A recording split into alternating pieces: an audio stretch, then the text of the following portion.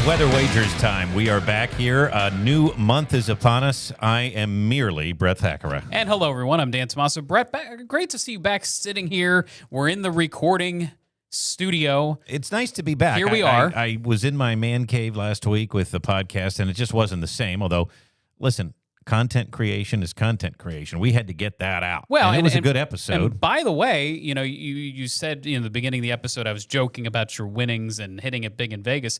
You had your best week, and we'll talk about that in a little bit in terms of picks. I believe so. I was 500. I had one of my better weeks, but I will tell you, we are both floating above 500, and against the tough slate last week. That's where that in and of itself, the fact that we are still several weeks into the season and we're both above 500 is great stuff. So listen, again, Weather Wagers is everywhere you want to be, okay? We are on YouTube, and we want to get people over there to watch too. We're on the ABC 27 News Plus app. You can download it on your smart TV. I just put it on my Samsung this week because we've added that recently. Yes, we have added that. And we're on Apple, we're on Spotify, we're on Amazon. We are everywhere you want to be. And so here we sit, and it's a new week, and we're going to start this week off by talking about the Penn State Nittany Lions because, we're a couple of days late on this. We wanted to – you've got the tie on for those that are listening and not watching. Dan's got the tie on, but – everybody talked about the fallout of this Saturday night and Sunday. Well, I mean, what, 10 million people watched, I saw? Is that correct? We had 8.5 million, 8.8 million, That's something crazy. like that. And then that is a huge number. 10 million watched the Alabama-Georgia game. That means, almost 20 million people are watching college football. Right. And that's pretty impressive stuff. So, yeah, it was one of the two big games over the weekend. But, Dan, the fallout came fast and furious. Sure. A lot of emotions involved with this, and rightfully so. This was Penn State's biggest game of the year up to this point. And it still may be the biggest. We know what the narrative has been, and we're going to get into all of this. But, one of the things that we will talk about here in just a bit is we've had a few days to let this settle, and we are going to talk about the emotions of this here in just a little bit. And one of the things that I think you and I need to talk about as we look at some of the pictures here from the weekend is James Franklin. Where are we at with coach? Where are we at with the quarterback? Where are we at with the offense? And quite frankly, where are we at just in terms of this program? Where does this program go from here? And you and I had a couple of different takes on it. Now, I just want to let our audience know sort of what we've talked about privately, what I've talked about with my friends and family and, as a Penn State alum, right? I have been one of the biggest defenders of James Franklin's tenure at Penn State. I love the guy. I think he's terrific. We talked on this podcast about how when he first arrived, he was recruiting in New Jersey. My uncle was an athletic director, and he was meeting with him, and he said, my nephew's a Penn Stater. Franklin took his cell phone, my uncle's cell phone, called me up. We had a chat. And he said, out of the blue. It's out of the blue. It's going to take all of us. And, people can look at that. That's where you get your Coach Rah-Rah from or your snake oil salesman. He didn't have to do that. Well, to and me, at that time, keep in mind what we were coming out of. Correct. We were coming out of a devastating scandal. He was very genuine, though. And yeah. I think that – so I love what he's been able to do. And he's been very, very consistent. As was Paterno, by the way, pretty consistent. He had a couple of down years. So did Franklin coming around the COVID years. The man has been very consistent. But and he built up this program into the modern era, which is a critical fact. Correct. Because let's face it, the 08 team was fantastic for Paterno, but there was this massive gap, even amongst Big Ten teams, compared to how we were doing and how we were doing it. Let me frame this up with, before I get into my hot take or my read on this. After the game, there were images released, and we've got one of them, right? Franklin and Aller looked just completely stunned. Let's show that. And they just looked lost. And I think that's pretty much how the fan base felt on Saturday night. And we can talk about the X's and O's of it, but the reality of it is you bring back an entire offensive unit, you bring in two highly paid coordinators, one off of the national championship team. Mm-hmm. You've wanted facilities upgrades. You've wanted buy-in from the administration. All of that you have. You have the senior leadership on the team capable of doing this. You have the coordinators you want because money's not an option now. You have the whiteout game at night, which you want. It was not a big noon game. You have the opponent you want, a top 10 opponent. An opponent, by the way, that had a very good season last year but lost a lot. And they brought in a lot with the transfer portal, but they lost a lot. First-year starting quarterback coming into this environment. Everything favored Penn State, including Vegas, by the way. And for 3 quarters of that game, it was brutal. It was absolutely brutal to watch. Your senior quarterback looked lost. Your OC didn't look like he knew how to call a play. Oregon looked like they were the more prepared team coming into that environment. They had a way to do the snap count non-verbally. And I think then you tease us by coming back in the fourth and still find another heartbreaking way to lose in front of 100,000 people that, quite frankly, are getting a little tired of showing up to these things and having the same result happen 10 years in a row. And I know that you're going to make a lot of defensive points here, points that I made for the last 10 years. But I think at some point, either it has to change or maybe it is time for a new voice. So I want to preface this, as I did with the Phillies conversation we had a couple weeks ago, that I am disappointed. So don't get this wrong. I am disappointed. I don't like losing as much as the next person.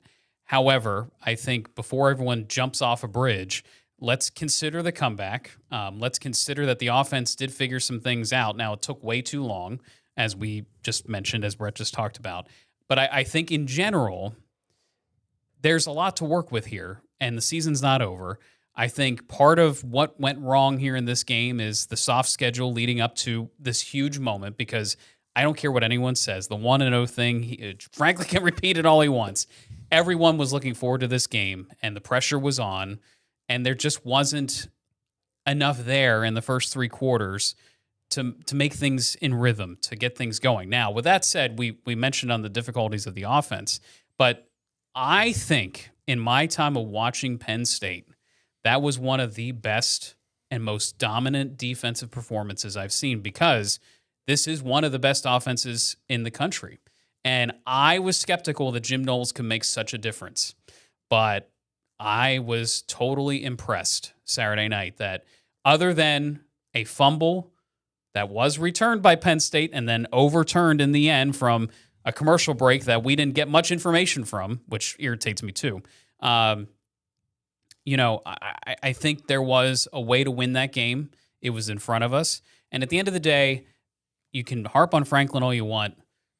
They were in double overtime. That's when your players have to make plays. I mean, they were in a position to go up by a score. They had just intercepted the 2-point conversion for Oregon.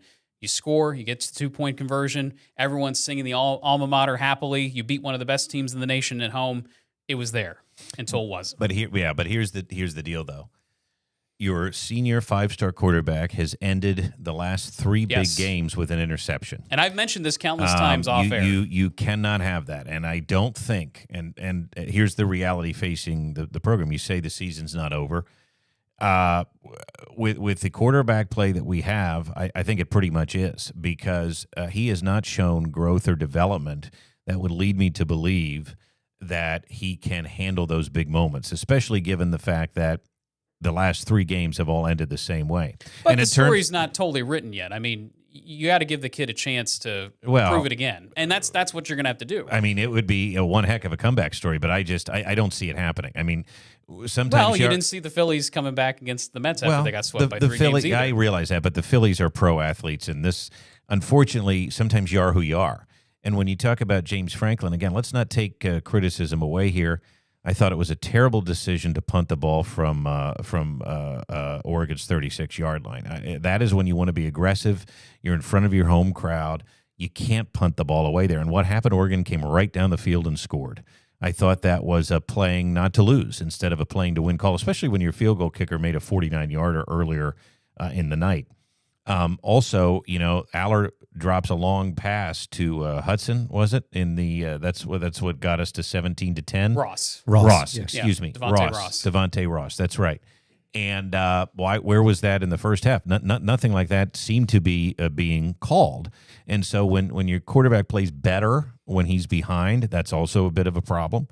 And so when I've watched the offense for 3 games. We knew there was problems. Anybody that said it was magically going to get better in the big game, or that they were laying down, or that they weren't trying in the first game, that's just wrong too. This offense is not going to beat Indiana, and it is not going to beat Ohio State as it is today. Now, I may feel differently if we work on some things against UCLA and Northwestern, and if we can go to Kinnick and put up points and win. I may come around on that. But the offense that I saw Saturday night is not winning. It's not beating Ohio State, who has the best defense in the country, mind you, and has a pretty good offense too. And you got to go on the road there. We don't win those games. We don't win those games. And if Indiana's still a top 10 team, again, we don't win those games. And that is it's no longer, well, maybe if this happens, or no, we don't win those games. You can talk about the officiating. A weird thing happened. Any other team that doesn't get overturned. I don't know what it is. Some of it's on the head coach. Some of it's on the OC. Some of it's on the players. Some of it's just on the aura that's around the program. It's not happening. Yeah, we're not. It's not happening. I think with the fan base and specifically Twitter, X, whatever, I think fails to realize is every year is different. And I know there's a history here, but these are different kids. This is a different team for the most part. And when you cycle out 3 wide receivers and try to fix it in an offseason where you don't get to practice very much, you don't get to necessarily get in that rhythm, especially when your schedule's soft to begin with, and you don't have Tyler Warren. I've said this to a few people, and they actually agree with me. I wonder if Tyler Warren makes that play in overtime and it doesn't get intercepted, because a lot of the time he was blocking out defenders, boxing out guys, and if there was an off-target throw or if there was a mistake in the play, he made up for it. But why is there an off-target throw with a senior 5-star quarterback? Well, they knew the play. I mean, we now know after the fact that Oregon read the play, which is making a football type of play, and that's what I keep saying. But someone needs to step up. Yeah, the ball never should have been thrown. And then if you don't want to put it, if you're unhappy with my take and you don't want to put it all on the quarterback, where's the running game? Right. Well, that's where's the O-line? That's my greatest disappointment in this season is where's this offensive line that, again, was ballyhooed to start out this season, which, again, these are 20, 21-year-old kids, and you don't think having media attention and being told you're great. They're and pro being athletes, awesome, Dan. They get paid, okay? I don't buy that. Well, I really you don't have to buy that. it, but that's the fact. Because they're getting paid. Well, but clearly, they are listening to the media, because even the coaches are saying we need to get out of Happy Valley for a little bit. Well, I think that's best for everybody because, again, you let 100,000 people down in a massive way for the umpteenth time. And I'm sorry, the natives are getting restless. And what I mean by that is I don't think that there's still a majority of people that want to get rid of Franklin, because I think they know how precarious that is. I really do. But my point is, if Franklin decides, I've had enough of this. I mean, I win 10 or 11 games a year. I took you to the semifinals last year. Every time I lose a game like this, which he does, that is a fact, and he admitted that. It's not a narrative. It's a fact. So I'm not denying that. So then the toxicity begins. Maybe he decides if the Florida job opens up, he'd rather go. And you know what? My point is, if he decides that, I can't blame him, and maybe a reset is best. If it doesn't happen, I'm going to ride with the man. I really am. But if he decides to leave because every one of these games becomes toxic afterward with the fan base, maybe it's best. So if you get over the hump with, let's say they win one game this year between Indiana and Ohio State. I'm not sure we're in, by the way. Oh, I think we are. If we beat Ohio State, I think you're giving way too much credit to the field, because the field's going to cannibalize itself. We see it every year in the SEC. We see it every year in the Big Ten. There's going to be a loss no one expects. We may have 3 or 4 ourselves, so I'm just not sure that that's going to happen, because I don't think that offense is good enough. Well, let me just say this. So going back to last year, Andy Koldenicki's worst game was Ohio State at home. This year it appears like it's going to be Oregon at home. It will probably be Ohio State on the road. The other games, the offense did not lose the game. I just want to put that out there to everybody. I know there's this narrative that the offense has lost the game with Andy Koldenicki at the helm. I don't see that. I mean, again, last year, the semifinal was extremely competitive. We belonged in that game. The 2 games leading up to the semifinal, the offense was pretty dominant overall. So I just want to reset everyone's thinking that this never happens or we never see the offense take over a game, because other than Ohio State under this man, it has worked. Well, fair to a point. But then we go back to the senior quarterback that hasn't been developed properly. Well, or he's just not making the plays in the moment. We don't know what practice looks like. We don't know what's going on behind No, but we closed do know doors. what games against big opponents look like. Yeah. I don't really care what practice looks like. But go back to the Oregon game last year. Everyone says that was his best game. So again, yeah, but he threw a pick at the end. Sure, but he threw a pick at the end this time. He threw a pick in the Notre Dame game. What did I say to you last week? You air the ball out, things can happen. Yeah. And so people that want, the run and gun and airing it out, just everyone be aware. It can happen. Well, listen, the other topic I wanted to get to is the Eagles. We're going to save them when we talk about the Eagles because that is one of our games of the week. But right now, we do want to go to our recap. We've been recapping our thoughts and emotions against the Penn State-Oregon game. Dan, I think you have a very good, measured take. Mine is more of an emotional take. That seems to be the road we're on with the Phillies and with Penn State, and that's fine. And I think probably the fan base, like us, is split down the middle, and we don't disagree on that much. But I do not I think to win 10 games this year is going to be a real royal struggle. I went 5-5, as I mentioned. You had a bad week, I'm sorry to say, 3-7. That helps, though, because I'm getting closer to you. Good Wake Forest pick. Good pick. I was going to say the spread is what really hurt me this week. I picked some correct results. It's just the spread didn't work out. This one did. Wake Forest covered. Georgia Tech's, you want to talk about slow-moving offense, applauding offense. Watch a Georgia Tech game. It can test your patience. Yes, it can, but they are undefeated, and they did sneak by. They're finding ways, which, by the way, I will say this, too. I want to be on record of saying this. I don't care if the offense isn't pretty. Score 20 to 30 points a game. You're going to win a lot with this defense that Penn State has. And then Georgia, I don't want to say they laid an egg. They had a very competitive game, but Alabama got the better of them, much like James Franklin. They had an early lead. James Franklin has a top 10 problem. Kirby has an Alabama problem. And, as we look at this result, I want to just ask you, which team now should we look at as the favorite in the SEC? Because, I don't know. well, hold on a second. I want to pose this question to you. Georgia now has lost, and they struggled against Tennessee. Yes, they did. LSU now has lost, okay? Is Alabama the best team in the SEC, or are we forgetting about somebody? I can't trust them. That's the problem I have. I mean, it just seems like you want to talk about a coach with no consistency. Kalen DeBoer in his first year plus has been pretty inconsistent. Tell you the numbers bear out, though. He's very consistent against top 10 programs, and he's very consistent against Georgia. It's the games against lower competition. The Florida South States Carolina. that we didn't know, the Vanderbilts. Yeah. They have a big game this week against Vanderbilt. They do. In Tuscaloosa, though, I think that helps. If we're not going to put Alabama up there, and by the way, I think right now they're playing like one of the better teams. Right. But you can't get that Florida State game out of your head. That's the problem. It did happen. Yep. Vanderbilt is undefeated. They're playing really good football. How about Ole Miss? Let me put them up there. I mean, I think Lane, is this finally the year for Lane? Another coach, though, by the way, that struggles in the big one. He does, and he failed to make the playoff last year, too, because of it. Yep. And, you talk about James Franklin and his issues. Look at who we're playing this week. We're flying out to LA. Do you think UCLA would love to have James Franklin as its coach? I think a lot of programs would. And so that's why, again, I think cautioning everybody saying, this is all in Franklin, right? I don't think that's right, and I'm not advocating that, too. I like the man. I like him as a coach. We'll see what the rest of the year comes up. And then, by the way, Tony Rojas is injured now. He's next man up. Well, but again, we are very weak and thin at linebacker.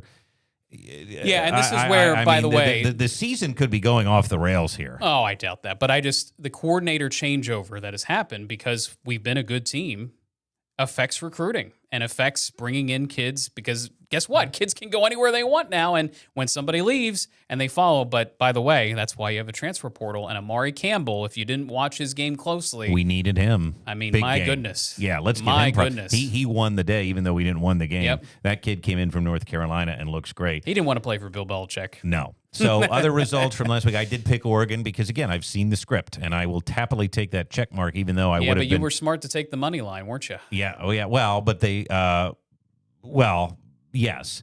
But they won either way, so I would have been happy. But I knew they were going to win because that's the script, Daniel, although I would have been happy with an X. I doubted the Eagles again. Yes, you did, to your own detriment. Now, the Eagles had their fair share of struggles.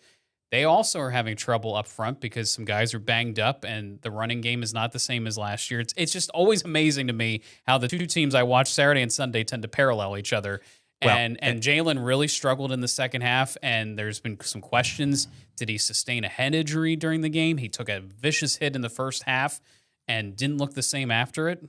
I don't know. I think I parse Penn State more than I go over the Eagles with a fine-tooth comb. And when people say, well, how good is Penn State? My answer is I think we could lose 3 or 4 games with that offense. I think it stinks. I think it really stinks. People are saying that about the Eagles, and that was the question I wanted to ask you at the beginning. Was kind of our second topic. How good are the Eagles? With them, I'm taking a broader approach, and I'm saying, did you see the schedule we had to play in these first 4 games? Though? Yeah. In these first 4 games. Coming off a Super Bowl run. Yeah, we found different ways to win. Defensive plays, special teams has been big. Jalen has still made plays. Listen, I think you're in the NFL. You're 4-0. You're a pretty darn good football team. Well, so I think they're very good. They're very good. I doubted them a few times and lost. They're very good, and the division is not. So I think that's another big factor here, that they could get out to a pretty big lead and even let up a little bit. But we have the Broncos this week, which we'll talk about. So it doesn't get much easier on this Sunday. It's a little bit easier, all right, but not much. Let's fly through the rest here because, again, we want to recap. And, boy, I got the Giants. They finally did win one at home, and your Chargers couldn't get it done. Did they find an answer at quarterback quickly? I don't think so. Okay, well, we're going to find out this week. Got the over on the Jets-Dolphins. I knew it was too low. Happy about that. Jets 0-4. Yeah, I mean, you picked the Jets, Dan. I don't have any sympathy for you there. Vandy did not get the cover, but they still put up 35 points and won. My best bets last week, TCU laid an egg. They're another team that let me down and lost to Arizona State. But fellas, and let's bring in Dave Shiner. He doubted me again on an over. Notre Dame almost got it by themselves. Well, yeah, they almost got it by themselves, but Arkansas didn't really put up too many points. So, my thought process was right. But I did say, hey, you can get these over-unders. I yet again, bow down to, hold on a second. To Brett here. Over here. Hold on a second. Do you boys hear that?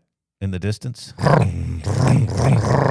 hear a motorcycle. I just can't believe it's 2025 and he's going to be a head coach on a Saturday. He is back. Ridiculous, but hey, Yeah. And he keeps coming back to this podcast. Well, that's the year we started this. We just were can't worried quit about him, huh? and Jimbo. Well, by the way, it was his offense that only put up 13 Correct. points. Very true. Very true. Let's temper Sam expectations. Pittman's the fall guy. I know. Love Sam. Yep. I hope he goes. I wish.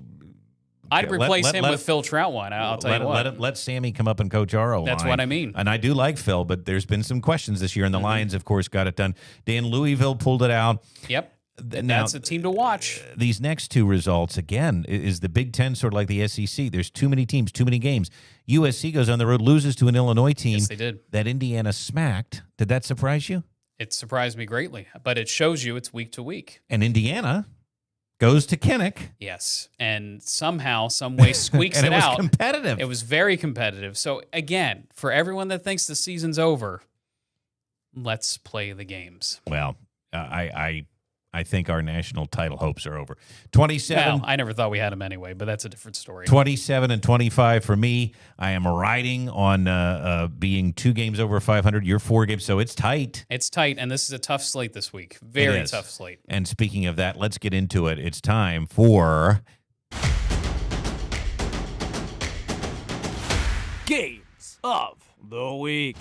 There we go. We got to see James again, and he's still hurting. He is, but as he said, it's a good week to get out of town. All right, we have games and we have weather, and we're going to start in Florida because we've actually got 2 Florida games on the big board, Dan. Texas and Steve Sarkisian goes to what might be Billy Napier's last game in the Swamp. That is at 3:30 on ESPN, and then the big one at night on ABC, Miami at Florida State. There was a little bit of controversy here because, again, game day is going to Vandy, Alabama. But Florida State didn't help their cause because they lost last Friday. Correct. So obviously there's a lot of play there. I find it so interesting that this Texas line is 7. Because, again, has Texas inspired any type of confidence? I know you don't like our quarterback, but I think the natives are restless about a very ballyhooed recruit that has a big last name. We've talked about our quarterback's not the only one struggling. Kate Klubnik, Arch Manning, DJ Lagway, both quarterbacks. Nussmeier and LSU. Nussmeier, correct. So, listen, it isn't just us, and I think that's a fair point, too, and fans have to remember that. UNLV at Wyoming, things get weird in Laramie, and the weather's going to get weird. And that's a hot coach right now for UNLV, isn't it? Dan Mullen. I bet Florida wants to have him back, and they ran him out of town. Yes, By the way, they did.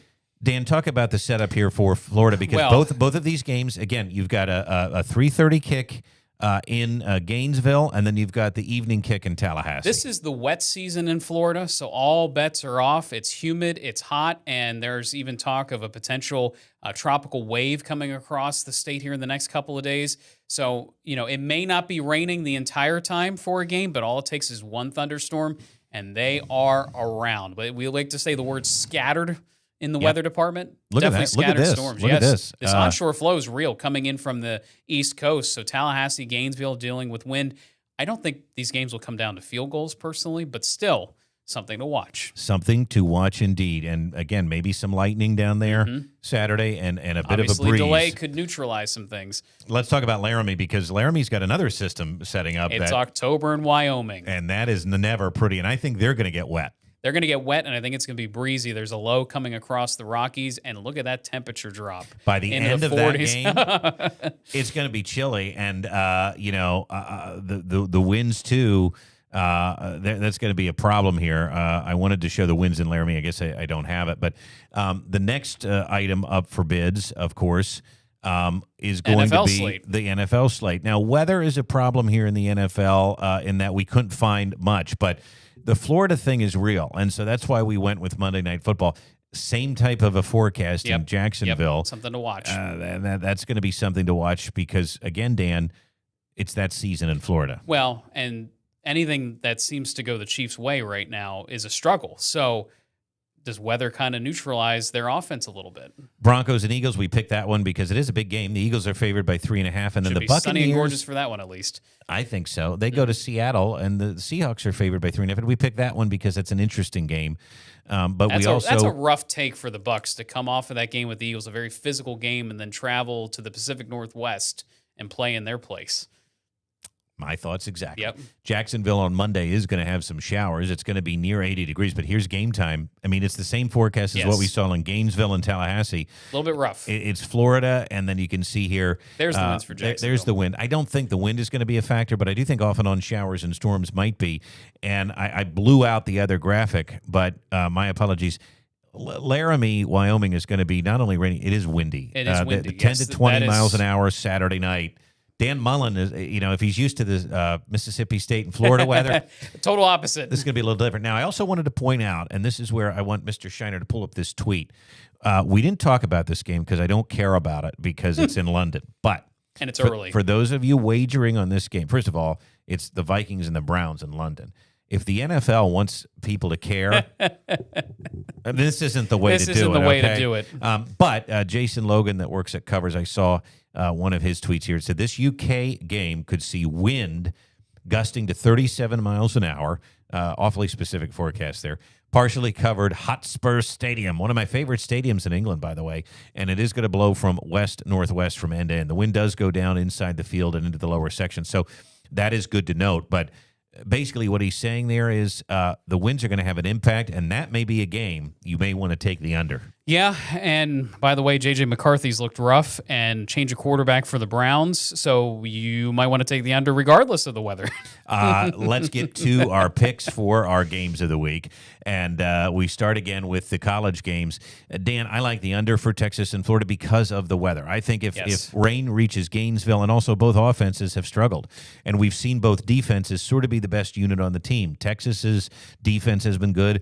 Billy Napier's defense has been good. Both have quarterbacks that are struggling. Now, 41.5 is a low number. It's low. But given the weather, I'm going to chance it here. I've been hitting on these. I'm not as confident on this, but I'm also, could Florida spring a weird upset here? I think it's possible. I think it's very possible. And you're not taking the number. I'm not taking the number because I think that's, again, a high number, 7-point advantage.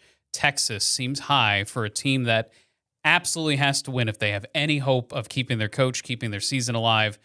It's desperation time in Gainesville. No doubt about it. Dan Mullen has UNLV off to a very hot start, but a wise old coach who's no longer with us, unfortunately. That would be the great Mike Leach. One of his famous quotes was, "Weird things happen in Laramie." And while I didn't have the guts to take Wyoming money line, I will take them to cover. And I'm going to take 3.5 at home. Interesting. I like UNLV. I like Dan Mullen. His stock is rising. And even if UNLV can't get to the promised land, he might have a new job to get there. Well, and then the big one, Miami, Florida State. So many wide rights, wide lefts over the years with Bobby Bowden and his teams. Give me Miami here. I think Miami is the real deal this year. I think they get it done. I'm going to lay the 4 points. Well, so we talked about Penn State's track record in big games. I'm not impressed with Mario Cristobal in big games myself. So well, he did beat Notre Dame. They did beat Notre Dame, but Notre Dame may not be what we thought they were either. Florida State, I take to win, and I think this is the win Mike Norvell needs this season. Otherwise, his name's going to get mentioned. Well, he did beat Alabama, Dan. I mean, I think he's just but fine. It's what have you done for me lately, and this is a rivalry game. It is, and it's going to be a good one. Broncos at Eagles. I like the Eagles to cover here at home. I think the Broncos coming off a short week and also coming across the country. All the Eagles do is win. They've covered. This is the week, I believe, and watch me get screwed. Eagles keep finding a way to win. I see this being a pretty close game. I think Fangio's defense is going to do tremendous work as usual. Big Phillies fan. Fangio, yes, I mean, he keeps mentioning magic numbers and stats about the Phillies to open his defensive press conferences. Again, he likes to toy with the media too, which I appreciate. The Eagles, I think, win on a field goal, so 3.5 is a little rich to me. All right, I do like it. We both have the Seahawks. You're going to lay the points. I'm just going to take a money line. The Buccaneers play these tight, close games a lot. They're a good team, so but again, I think good the travel. And I think going out to Seattle, they're going to lose. But I don't know if they will lose by that much. Well, and not having Mike Evans right now is a big deal for that offense. I'm not sure what that franchise is doing on offense. Baker Mayfield is good enough, but they don't have much of a running game. And outside of Mike Evans, I mean, they have Ibuka, which is obviously a name many Penn State fans are aware of. I just don't see enough on their offense. And we both like the Chiefs to cover here. Any weather factors, though, with that in Jacksonville? Sure. But does that favor the Jags at all? We don't think so. I don't think so, just because Liam Cohen, this whole experiment with the man from Clemson that made a name for himself. I don't know what they're doing either. There's so many teams right now in the NFL that just look lost. They're one of them. Yeah, and again, this is the product. And I'm sorry, if anybody says that the NFL is better than college football, I don't. You're not watching closely enough. No. All right, it is time to go under the radar. Under the radar. This is a game I picked just for you because you were so hot on this podcast, in a good way, on Rocco Becht, Iowa State. They remain undefeated, but don't look now. Scott Satterfield is Cincinnati right there. And this is an interesting line. Iowa State has to go to Cincinnati. This is a noon kick on the Deuce. 1.5. The over-under is 55. The weather should be lovely. Can Cincinnati get this done, or do you still like your boys in red and gold? I still like the Cyclones. Now, they're probably due for a loss because they've won some tight games. But I think this is where you have an advantage if you have a difficult schedule leading into a game like this, because now your team knows how to win. Well, I think it's very interesting, but I also think the Big 12 is full of surprises every year, and this may be one of those full games. of mediocrity. You say surprises, I say mediocrity. That's what I think about Penn State's offense. All right, let's get to my best bets of the week. Time now for Brett's Best. All right, Dan. I think I'm going with all the favorites here this week. You didn't look at these yet. I didn't. I haven't seen them. We don't talk about this, but I'm going to pick the big noon game, Wisconsin at Michigan. Does anything, again, we think we have it bad. Does anything about Wisconsin inspire you? No. This just feels like a game where Michigan, you saw what they did to Nebraska, right? And I think Nebraska is better than Wisconsin. And Michigan's one of these Big Ten teams that when it comes to playoff time, do they find a way to sneak in? Well, and I don't even know about that. I don't know if Michigan's that good, but I know they're better than... They're physical. I think they're better than Nebraska, but I think Nebraska is way better than Wisconsin. There's no reason not to lay the 17 here, right? Well, I don't think so. I just... What can Wisconsin hang their hat on? Not much. No, and I wonder if Luke Fickell survives because they have a brutal schedule coming up too. Virginia at Louisville. Now, this is a tough spot for Virginia. And this, by the way, let me talk about Virginia for a second. This is one of those teams too. How can Virginia go and upset a top 10 team and we can't? Well, overtime kind of evens the score, doesn't it? Well, but I'm just saying they got it done. James Franklin can't. Tony Elliott did. Now, I don't know what Tony Elliott's final record is going to be. Right, correct. We don't know that yet. It seems pretty easy for other teams to play these top 10 teams to victories. We can't do it, and that's why fans are upset. So But having said that, now I think they come back to reality. Yeah, this is going to be a big emotional letdown type of situation. Bingo. And they Right. go to Louisville, who I also think is a good team, coached by Jeff Brum. That's 330 on the deuce. That's a pretty big spread. It is, but I think Louisville's ready for it. Okay. And then the Bills take on the Patriots, but it's at home. It's Sunday night. The Bills play their best early in the season. It's an 8-point spread, which is big in the NFL. I'm laying it, baby. What is wrong with the Patriots franchise? Never thought you'd say that 5-10 years ago. I know, but it's just fallen off a cliff. Don't forget, too, in college this week, just an aside, and then it's time for your dandies. Dabo Sweeney goes on the road to play Bill Belichick this week. If you love to torture yourself, you can watch it. I'm not watching it. All right, time for those dandies.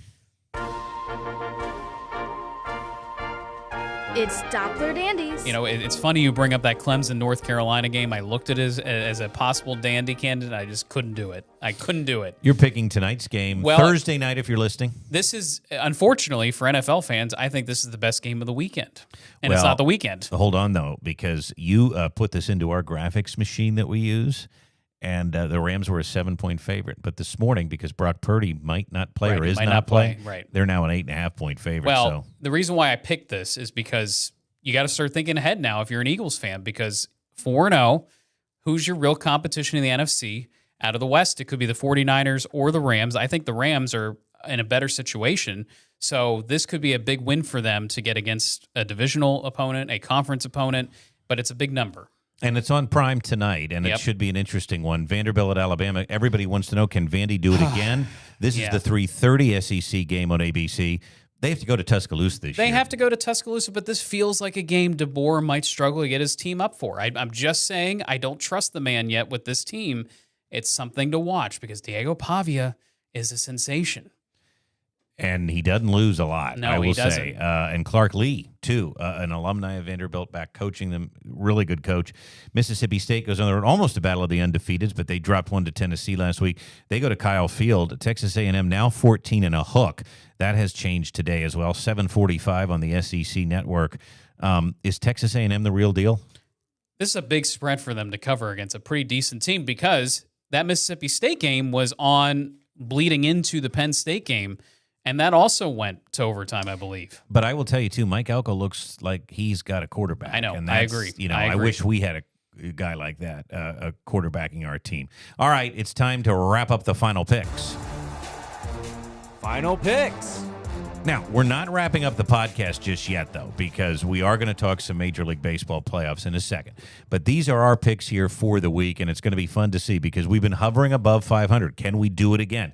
The games get tougher. I am picking the under at Texas and Florida, and you're going money line. I'm going money line. Texas needs this the win. Longhorns, yeah. Yeah. Wyoming, weird things happen in Laramie. Don't say you didn't hear it here No, first. I know. And the weather is a factor. So we're going head-to-head on that one because you're picking Dan Mullen and the Rebels of UNLV. We're also going head-to-head on the big Miami-Florida State game. I think Miami takes this one fairly easily, and I'm going to lay the 4 points, and you say not so fast, my friend. I say not so fast. Florida State at home. They need a signature win like this, and I think this is their opportunity. We essentially agree on the Eagles and the Seahawks. I'm going to lay the points. You like the Eagles' money line. I like the Seahawks' money line. You're going to lay those points. We both like the Chiefs to get the job done. Now, here we're picking differently. We didn't really say this, but our under-the-radar game, I like Cincinnati to cover at home. Which doesn't mean they win. No, that would mean they win because they're That's favored. true. That's true. But I think Iowa State is the better team. I think it's a difficult environment. I think it's a difficult game for them, but they've also proven to me so far they've won some pretty good matchups. Michigan, I'm laying those points. I think Virginia comes down to earth. I'm laying the 6.5 with Louisville, and I like the Bills to get it done on Sunday Night Football. There's no reason not to pick the Rams tonight either, right? Yeah, and now that if I would have known about the Purdy situation leading into yesterday when I made these picks, probably would have picked them to cover. Vandy, I think they at least make it a close game. I don't know if they win, but I think they make it a close game. 10.5 is a big number. It's a big So game. Yeah, you- big number, big game. You've been saying that, and you were right about Wake Forest last week because that was a big number. And then, but another big number is Texas A&M 14.5 against a fairly scrappy Mississippi State team. And the only reason why I did this was because Mississippi State just came off that heartbreaker an exhausting game. I think it's going to be hard to get back up again. All right, let's shift our gears to baseball. We have a few minutes left, and before we get to the forecast, listen, the Phillies now know their opponent. It is the Los Angeles Dodgers. Made mincemeat of the Reds. Yeah, probably not a surprise, right? But the Phillies had a scrimmage last evening. 31,000 plus came out to see these bad boys play some baseball. Listen, this is where we had hoped to be. We won the division. We won 96 games, probably the best the Phillies have looked at the end of a season, all of throughout these playoff runs the last 3 years or so. The bracket, though, has some interesting teams in it, and all of the rest of the teams are battling today to see who survives. It's been quite the slate here for this wild card week, including the famous Yankees and Red Sox rivalry. As we look at the Phillies, though, and they didn't light the world on fire the last couple of weeks offensively, but the fans are nervous that the bats are going to go cold again because that has seemingly been our biggest problem. Although last year the bullpen had a complete meltdown in the playoffs. What favors the Phillies heading into this Red October that could make things different? I think just the consistent play down the stretch, getting Trey Turner back, and if he's healthy, I think will be huge. I think Bryce Harper played more games this season. He appears to be mostly healthy. He had a home run in that scrimmage, by the way, against Walker Buehler. I think this is the year that this is the last time this group will likely stay together. I think they're on a mission because what's been the expression so far? How many more, Topper? And I won't repeat the phrase, but they keep going back to this, that they know what's ahead of them. Shiner, what do you like about this team that maybe is different than the previous couple of years? I believe it's the Schwarbombs. I think, although, we all kind of thought he was going to end the season on a big uptick. And didn't break the record. Didn't break the record. In fact, he went kind of 0 on home runs there at the end of the season, those last 3 games. But these guys play the biggest in the biggest stage, and I really think the way he's had this season has been special. I think Bryce getting that homer in the scrimmage the other day against Buehler's a big deal. So showing that, and we were texting saying like, keep those bats warm, keep them warm, because the big knock on all this playoff setup is the fact that there's this big lull if you do have the bye, and it could be 2 days, it could be 7, depending on how it all sets up. So I really think the bats will come alive. Obviously, we would love to have Wheeler in that bullpen and able to get us a start or two, but I don't know. I just keep coming back to I think this team they're special and they have a lot of camaraderie, and the guys that we brought in at the trade deadline have been the ones making the most effect on the game. Your Bader and your Duran. Duran obviously has been a little shaky down the stretch, but Stott, let's Marsh, do it. Yeah, those guys have been good too. They've stepped up too. Exactly. Even It's a Bowman deep times. lineup right Even now. Bowman times. But fellas, hold on, because we're almost out of time. But I have to ask this: the Phillies started pre-playoffs as the favorite to win the World Series. The Dodgers are now the favorite. Well, We they have- got a better sample size now, unfortunately. But Although listen, I'll say ESPN, they were showing all the pundits and their picks, and I believe I think it was over 75% of them chose the Phillies to win the World Series, how can knowing we- that they're going against LA. well, but this is going to be a monster series, and It's a shame it's happening now. I wish this was the NLCS. I know, Yeah. but how can we trust these boys with their bats? I think Gotta- Citizens gotta believe. Bank Park. Yeah. I do Bedlam think the home at field the bank. advantage to start will help. That's Are a there big thing. any hidden concerns though we should be? Oh, sure. Name a couple. I mean, if Crister Sanchez goes short in the first start because they just saw him. I mean, again, we just saw the Dodgers, so there's not going to be a whole lot of secrets behind this team. But if any starter goes short, especially at the beginning of the season, at the beginning of the series, that's going to affect the bullpen for the rest of the series. So if you want a script to win, Sanchez goes 6 or 7, gives up 2, maybe 3 runs, keeps you in the game, and then you turn over the bullpen. But if he only goes 3 or 4 and you turn over the bullpen in game 1, that could spiral. I have a concern. Aaron Nola. Well, hopefully we don't have to use him very much. Topper said he's using him. No, I know, but that's game 4. You have 3 games before that, hopefully. So that plays into what I just said. If for some reason game 1 goes haywire, and then you stretch it out to game 4 plus, that's again the recipe for playing into the Dodgers' hand. Shiner, quick concern from you. Anything? I think it's kind of what Dan was saying, the starters, how long they're going to go. Playoffs are weird like that. Who we use out of the bullpen, too, in what be Ranger. regard, because, Could be. Yeah, and have they penciled in Lazaro officially as a starter? Is he going to be a middle innings guy? Same with They're keeping Bueller, it tight to the vest, which I appreciate. Which I think it plays in our favor because you never know quite what's coming, and you can work on matchups. But the pitching is the quote unquote concern. Obviously, the data does show, by the way, for anyone wondering, that the Dodgers are a better team facing right-handed pitching versus left-handed pitching. So we may have a slight advantage there. And we did beat the Dodgers for the season series. That's why we're hosting the series, by Correct. the way. And let's talk about that. It's going to be a beautiful weekend at Citizens Bank. The games are Saturday night, and we know that it's either 6:08 or 6:38. Quick point about that. Shadows should not be in play. Okay, yeah, because now listen, it's going to be warm. It's going to be like summertime baseball, less so like October baseball. And then the second game in Philly is Monday night. Also looks dry. Also looks nice. They're not going to have a problem with these games in Philly, both Saturday night and Monday night. And here is the schedule, by the way. The next three is Saturday. We know all of these games are on TBS. If you're trying to find them on your dial, 6:08, 6:38. Dan, you don't like any announcers. Then game 2 is Monday, TBD on TBS. And then game 3 is out in L.A. That's next Wednesday, TBD on TBS. TBD on TBS. Yes. So not a fan of the TBS crew? I just feel like there's a lot of anti-Philly on that crew, but that's you just always my think opinion. that, and I I'm think tired of Braves guys getting announcing jobs. Can we cut off the Braves? Yeah, it's like listening to Cowboys on Eagles games. Yes. Which we do Bingo. as well. I like Troy Aikman. I think he's fair, but I will say you don't have to worry about the Braves. They've got rid of Snitker. Well, that's true. That is true. He's vice president of Paperclips and then there's now, a perfect example of baseball is unpredictable. I did not see that season coming for the Braves. No. So let me show you where you can find us again. New episodes Thursdays. That's a wrap for this week. Listen, Dan and I are floating above 500 with our picks. We can't wait to see how Red October pins. And I hope we have more than one series to talk about. Who would you prefer to play next if we win? Oh, boy.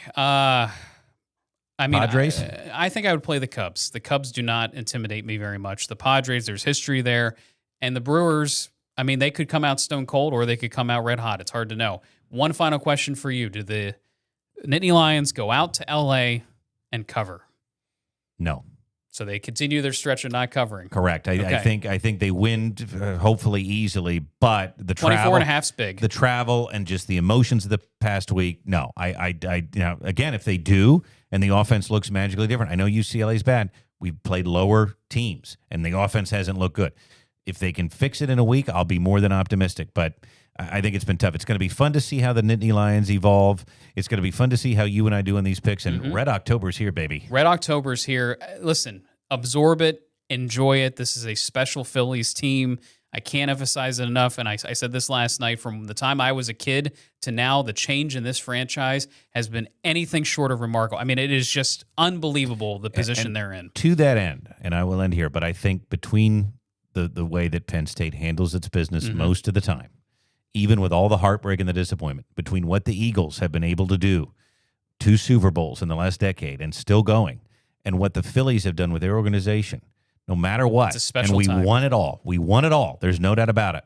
But we have to cherish this time because You never know what's around the corner. We've seen a lot of bad football and we've seen a lot of bad baseball. All of a sudden, Ryan Howard tore his Achilles and the history of the franchise changed for a few years.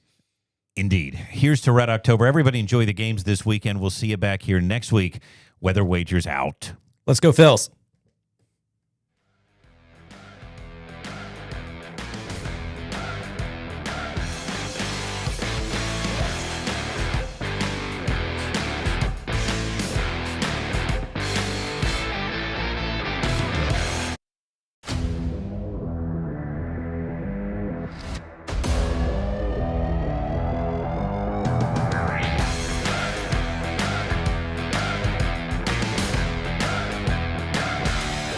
Weather Wagers, yeah, it's back, and we are back. Brett Thackara, Dan Tomaso with Hello. you. It's another week, and we are into October, and the October chill has settled in here in our neck of the woods in central Pennsylvania, and maybe where you are, too. I wanted to just start briefly by saying we mentioned some of the games last week, and one of the games that we spoke about was UNLV playing up in Laramie.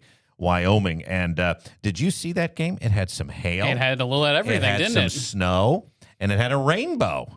It's almost like you're at a higher elevation and you're dealing with weather that only few get to perceive. It was wild stuff. And we mentioned there would be weather at that game, including that chill that settled in Laramie absolutely. At the end of the game. And Dan Mullen got the job done. He did. He did indeed. So some wild weather there, and we do have some wild weather to talk about this week. But a reminder for you as we start, Dan, we are everywhere that you want to be. New episodes come out on Thursdays. We're hoping to expand this down the road. We'd love to get an episode in on Mondays just to talk about everything that's fresh in our minds because we have to wait until the following Thursday. We'll see how it goes. Perhaps it worked in our favor this week, though. I think it did, yeah. Sometimes I get a little emotional, especially, but you can find us at abc27.com, on the ABC 27 Plus app on your smart TV, and, of course, the podcast feed is everywhere, Apple, Spotify, and we're on YouTube as well. You can watch us, and we certainly thank you for doing it. So let's get started here. We have to get right into it. We do.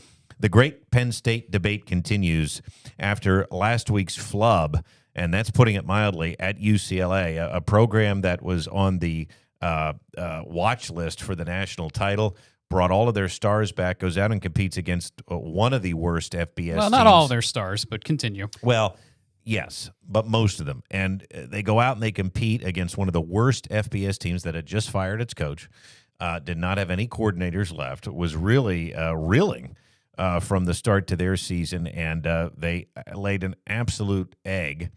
And now they have not beaten a Power 5 team, a Power 4 team.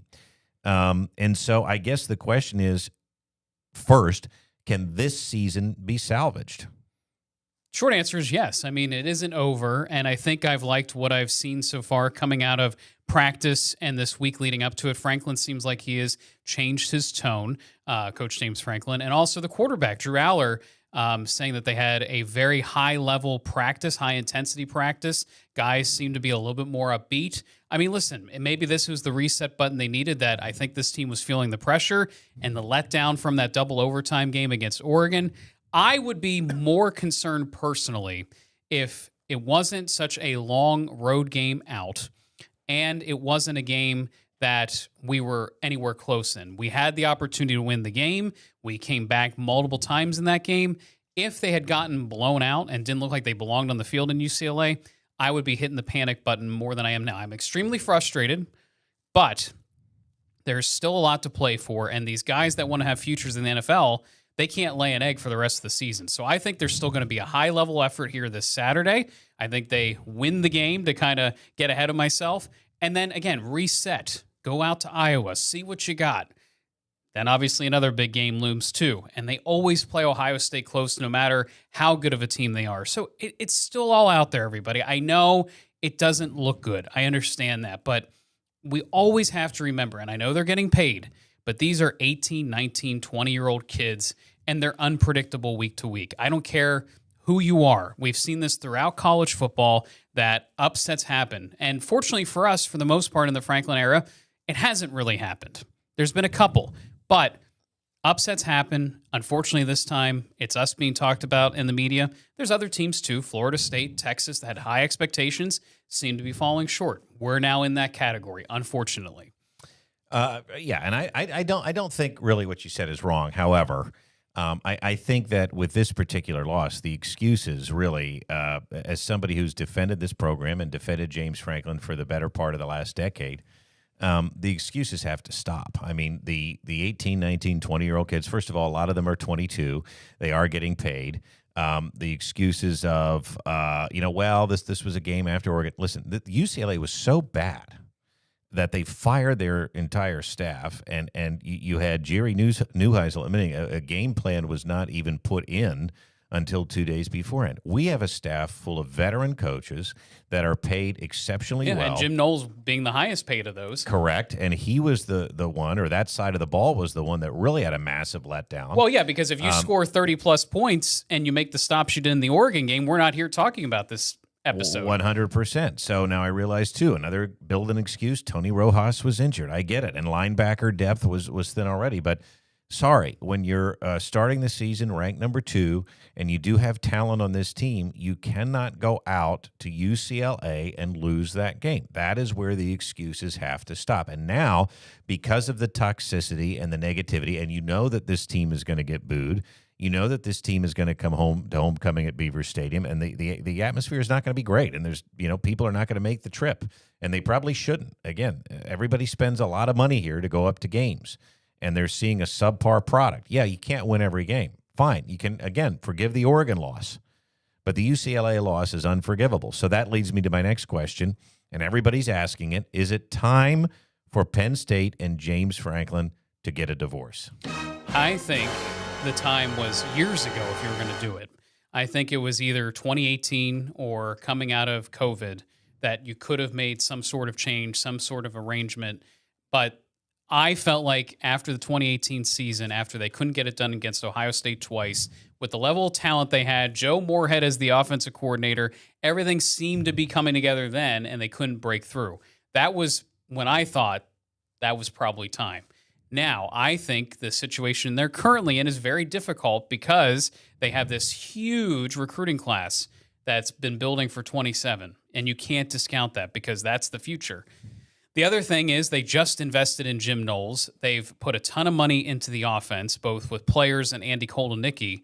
So you really want to pull the plug after a semifinal run last year, and when you could have a team that is just as talented next year with everything coming back into place. So I think the best course of action is let's see how the rest of the season goes. It clearly doesn't seem like they're doing anything in season because there's been no smoke around. No, I don't think they're going to do anything in season. And as I said last week, I think how this would end is that he finds a landing spot somewhere, and there's going to be some places like Arkansas. Well, what about Florida State? Is Texas going to make a move? No. I don't think Texas makes moves. I don't think Florida State. But let's talk about Kentucky. Let's talk about Arkansas. Let's talk about North Carolina.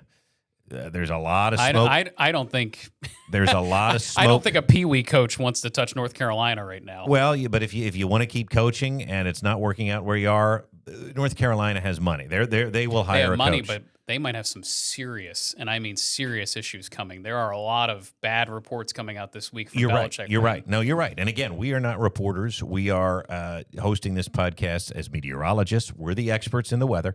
And we're also fans. But we're observant. And we're observant, and we read a lot. And speaking of that, I sent you an article today by Ben Jones. He covers Penn State. He's on Substack. He was on this program a couple of years ago, and he made a point, too, about some of the things you were saying. You have the recruiting classes. You have the money invested. And also, next year's schedule is actually fairly light.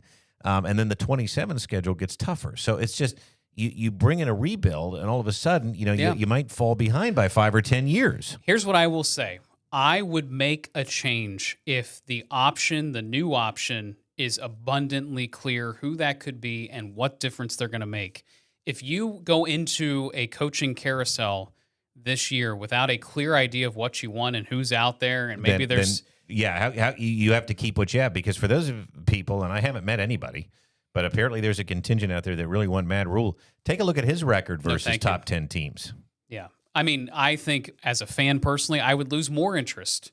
Yeah, if Matt Rule I don't was think involved. that's the right. Now, that's the right act. Maybe he has the season of his life in Nebraska this year, but I have my doubts. But here's the other thing: how ugly is this going to get if this team can't go on a run? Because I know you don't want to believe this. I've watched the team, and they can say all they want during the week, but something is just not working. Okay. They could go out and lose Saturday, and they could go on a very bad run. And we've seen other teams, and other teams with high expectations just collapse during the season. How ugly will things get if the team can't go on a run because of the money factor in the buyout? I don't think Penn State fires Franklin this year. I don't think. But again, I think he might say to himself, and Penn State might say, James, if you want to go interview for a job, we're not going to stop you. And James might say, you know what? I'm tired of being booed after everything I've done for these people. Yeah. I'm tired of my daughters getting heckled. I'm tired of this crap. And he may go and land somewhere where they can appreciate a program builder. Maybe. But if you land in the SEC, those problems are going to follow you. You land at a program that's expected to win, those problems are going to follow you. And I think he's smart enough to know that. I think it really depends on how these next few games go. If they are competitive at Iowa, they play well against Indiana and Ohio State, I think he's there. But if it does turn into a collapse, then I think it's a different conversation. Well, and I think one of the questions people have had for this staff is, why are we not seeing Katron Allen get more touches? Why are we not seeing some of the younger receivers get a shot? There were some folks online that noticed when they watched the All-22 and some of the different angles of these plays that they're noticing maybe a lack of effort from these receivers. That's been a constant theme. Now, I do think our receiving core is better. I also think the frustration is, why isn't Katron Allen getting more touches in these games? Are there NIL impacts here that nobody's willing to state? In other words, if Nicholas Singleton is getting paid, then there is a contract out there that says, you know what, Nicholas Singleton has to get the same amount of snaps as Katron, or whatever it is. But also, if you're the donor that helped pay for that, and I don't know who it is. I don't think we'll ever find out where the money's coming from. It's not you or me. Wouldn't you be very upset if the player you helped bring back isn't playing? Well, no, that's what I'm saying. And I think that for everybody that's complaining about, well, how can the staff not see this? Well, they might. They do see it. I think they're smart, but I also think that NIL might have some impact that we're not able to fully realize, that's right? These unintended consequences unintended, of this great phrase. Of all these things that, again, if it's Andy Koldenicki making all this money and there are certain guarantees he gets, why is it any different for a player? Yeah, and it may not be. And that's what we're seeing lived out in real time. I mean, this is, by the way, this is not chump change. This is not a normal person's job. This is someone's dream job. This is hitting the lottery. This is millions of dollars at play. Correct. And you know what? It may have thrown things off with the quarterback too, because I think 100%. too, he is feeling the pressure. Maybe not only from the fan base, maybe from the media calling him a national title contender, and maybe from an NIL deal. Correct. So it's just, it is having, and again, we don't know the specifics. I think it takes a certain individual at that age in your life to handle it. Yeah. And I don't know how we would have done. I mean, by the way, I was given a large opportunity to work here at ABC 27 as a 19-year-old, and I grabbed it by the horns. But can everyone take such big opportunities? I don't know. DJ Lagway. Yep. There's others. Cade Klubnik. Arch Manning, maybe the biggest. So, again, it's not just Penn State here. But I do think this conversation there's a was lot valid. Of play. I think there's a lot of play. I never thought I would say I'm ready for James Franklin to move on. It's not that I'm ready, but I think that a divorce might be the best option at this point if the season continues to spiral. And I think it could, and that's why we have to wait. But let's discuss our picks from last week because, Dan, it was not good. Yeah. Maybe we need to be sent packing. I think we do. We had such a strong start. We were both above 500. Yep. And I went 2 and a stinky 8, and you went 1 and a stinky 9. I mean, this was pretty brutal. Looking at this here, did you? And I thought UNLV covered there, Dan. I don't think you gave yourself credit, did you? Maybe not. Maybe I didn't give myself credit. I'm going to look that up. Our Shiner can. Let's get him involved. I'm pretty sure. That is one game I didn't get to watch much of, so maybe that's why I didn't catch that. You may want to. Wow, I might have squeaked out another one. Wow. Yeah. And then you might be 2 and 8. So I want to give you credit because I know I was wrong, and I'm pretty sure UNLV got it. Looking at everything else, the Eagles lost to the Broncos. That was a tough game, tough officiated game too. I thought. Yeah. A lot of action from non-players on the field. For my bets last week, Michigan did not cover against Wisconsin. They really struggled against a pretty poor Badgers team. Louisville was a huge letdown in the game against Virginia. And how about the Bills losing to the Patriots? And it just goes to show you have to play the games. The games you think are going to be cakewalks. A whiteout, by the way, a bad stretch here for whiteout. The Bills, games. yeah. The Bills could not get it done at home. Florida State, by the way, a complete no-show in that game for the most part against Miami. But that goes back to my point, and that was one of the 2 that I got correct.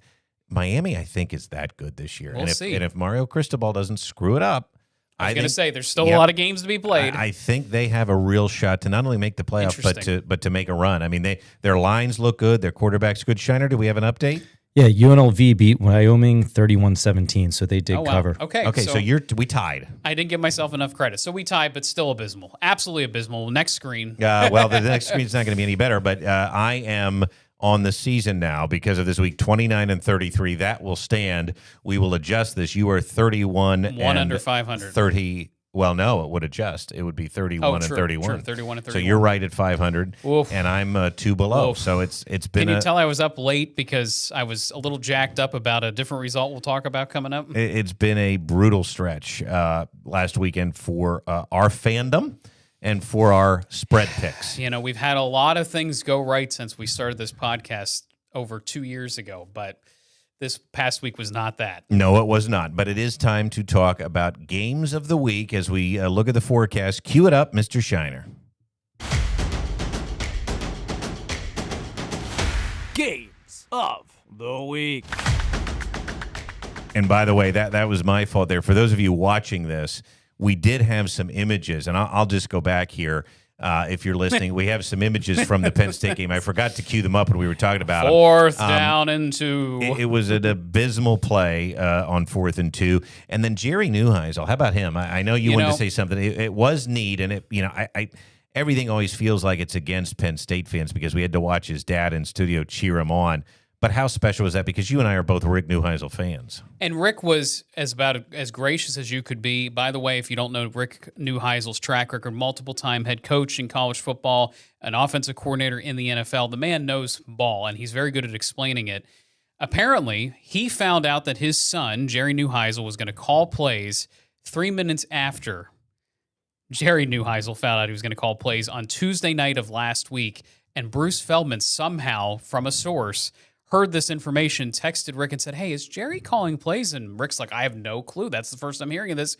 Called up his son, Jerry, at UCLA, and Jerry said, yeah, they just told me 3 minutes ago. Well, Bruce told that story on his podcast, The Audible, with Ralph Russo this week, and it's a neat thing. And so, again, very bummed out, but what a neat father-son moment. A neat father-son moment, and by the way, that very talented head football coach of yesteryear and an offensive coordinator helped with that game plan, which really caught Jim Knowles off guard. Pretty stunning. And again, the fallout may continue. We're going to talk about that game coming up. But let's get into the games of the week because there are some weather games this week, and there's an interesting low that's going to develop along the East Coast. We are going to talk about that, but we're going to actually start out west. I believe the Indiana-Oregon game, one of the biggest games in college football this week, Oregon's a 7.5-point favorite. They're going to get wet. They're going to get very wet, and it's going to be a cold wet. So I'm very curious to see what this game looks like because as we talk about, weather is a great equalizer, and this is a huge, huge game for top 10 rankings, but also in the Big Ten. Yeah, to see who might go to the Big Ten title game. It's that big in Eugene. And then the weather is going to get ugly in places sometimes we don't often think about it, and that's in those mountainous regions in the areas of Utah and then Arizona. BYU travels to Arizona for a Big 12 matchup. BYU's good, but I'll tell you what, they're only a 1.5-point road favorite in the desert. Well, and Arizona's one team I really haven't kept an eye on. They've had a decent year. But BYU, I believe, is undefeated, correct? I believe so. Shiner, can we get that? Yeah, BYU, I believe, is undefeated. The issue I have with BYU football is I feel like I've heard this script before, that they're undefeated, they're coming down the home stretch of the season, if you will, and then they drop a couple. Yeah. So we'll see. It's going to be interesting. Utah, Arizona State, Kenny Dillingham goes on the road to Utah. Kyle Whittingham. Don't say that five times fast. Dillingham. Whittingham. And Dillingham is a very hot coach right now, but this is a very tough road test. So I want to see what Arizona State and the Sun Devils are made of. Well, because Utah, they're tough too. At Kyle Whittingham and they're 5.5-point favorites. But Shiner, do we have an answer? BYU's undefeated. Yep, 5-0, 2-0 in the conference. Yeah, there you go. So they're right up there. And again, I think that's still an interesting line because of it. But anybody can win these Big 12 games. All right, let's show you the weather in Eugene. This is gross. Look at the temperature. And that's Saturday morning. By the way, game day is going there. Game day is going to be wet. They're going to be with Puddles the Duck in some puddles. And look at the 50s. Thank you. Wet. There's the game. There's the kickoff. Brutal. I mean, rainy. And that's going to be perhaps an equalizer. You think Phil Knight would build a dome there? I think he would do just about anything to help his Ducks win. I'm shocked that hasn't happened yet. It really is going to be an ugly day. Now, the winds, look at this. Look at how windy it is off the coast, Dan. I think they're a little sheltered in Eugene. Yeah, I don't think the winds are going to be – it may be a little breezy, but certainly the wet conditions are going to be probably worse than the wind, but nonetheless. And then here you go. You got Salt Lake City and you got Tucson. Now, the temperature difference – between these places and Eugene is massive. But both of these are night games, and Salt Lake City is going to be cool and wet. Tucson's going to be warm and wet, but make no mistake, both places are looking wet. Yeah, they're both looking wet. This is monsoon moisture, so it could be pretty heavy at times. Yeah, so September and October into early November, that is monsoon season for the desert Southwest, the Four Corners area here. Yeah, absolutely. And so one of the reasons why we see a lot of rain and sometimes wind coming through the remnants of tropical systems in the Eastern Pacific. So again, these are games to keep an eye on. Winds may be a factor time. Rain may be a factor. Salt Lake City especially. I think the wind in Salt Lake City is going to be a factor Saturday night. You're going to want to keep an eye on that for those games there. All right, let's move on. We've got games Sunday and Monday in the NFL. Do. The Cowboys go to the Panthers. And Boy, again, can I just say something? NFL is abysmal right now. It's a very hard watch. I am so sorry to say this. I like the Eagles. I like the NFL for the most part, but these penalties and the involvement of the officiating in these games has got to stop. Well, I've said that for a very long time. They're too involved. They are absolutely too involved. Listen, I've said that for a while. I don't know how anybody can watch the NFL and think this is a superior product to college football. I like the pageantry. I like the upsets. I like the unpredictability. When I'm watching an NFL game, I know the Panthers stink. I know the Saints stink. I mean, it's just like it's a bad product. You know, the Browns, the Dolphins-Panthers game the other night, whatever. Dolphins-Jets. It was the Dolphins-Jets on Monday Night Football. Terrible football. It was just horrible. But let's talk about horrible weather. But the ratings are better, so go figure. Well, because people love their NFL, and I get it. But, the Cowboys at Panthers, it's a game, I'm not interested in, but it is going to be wet. The Cowboys are only favored by 3. To me, I would think they should. The Dak Prescott is playing well. The Cowboys have looked good now.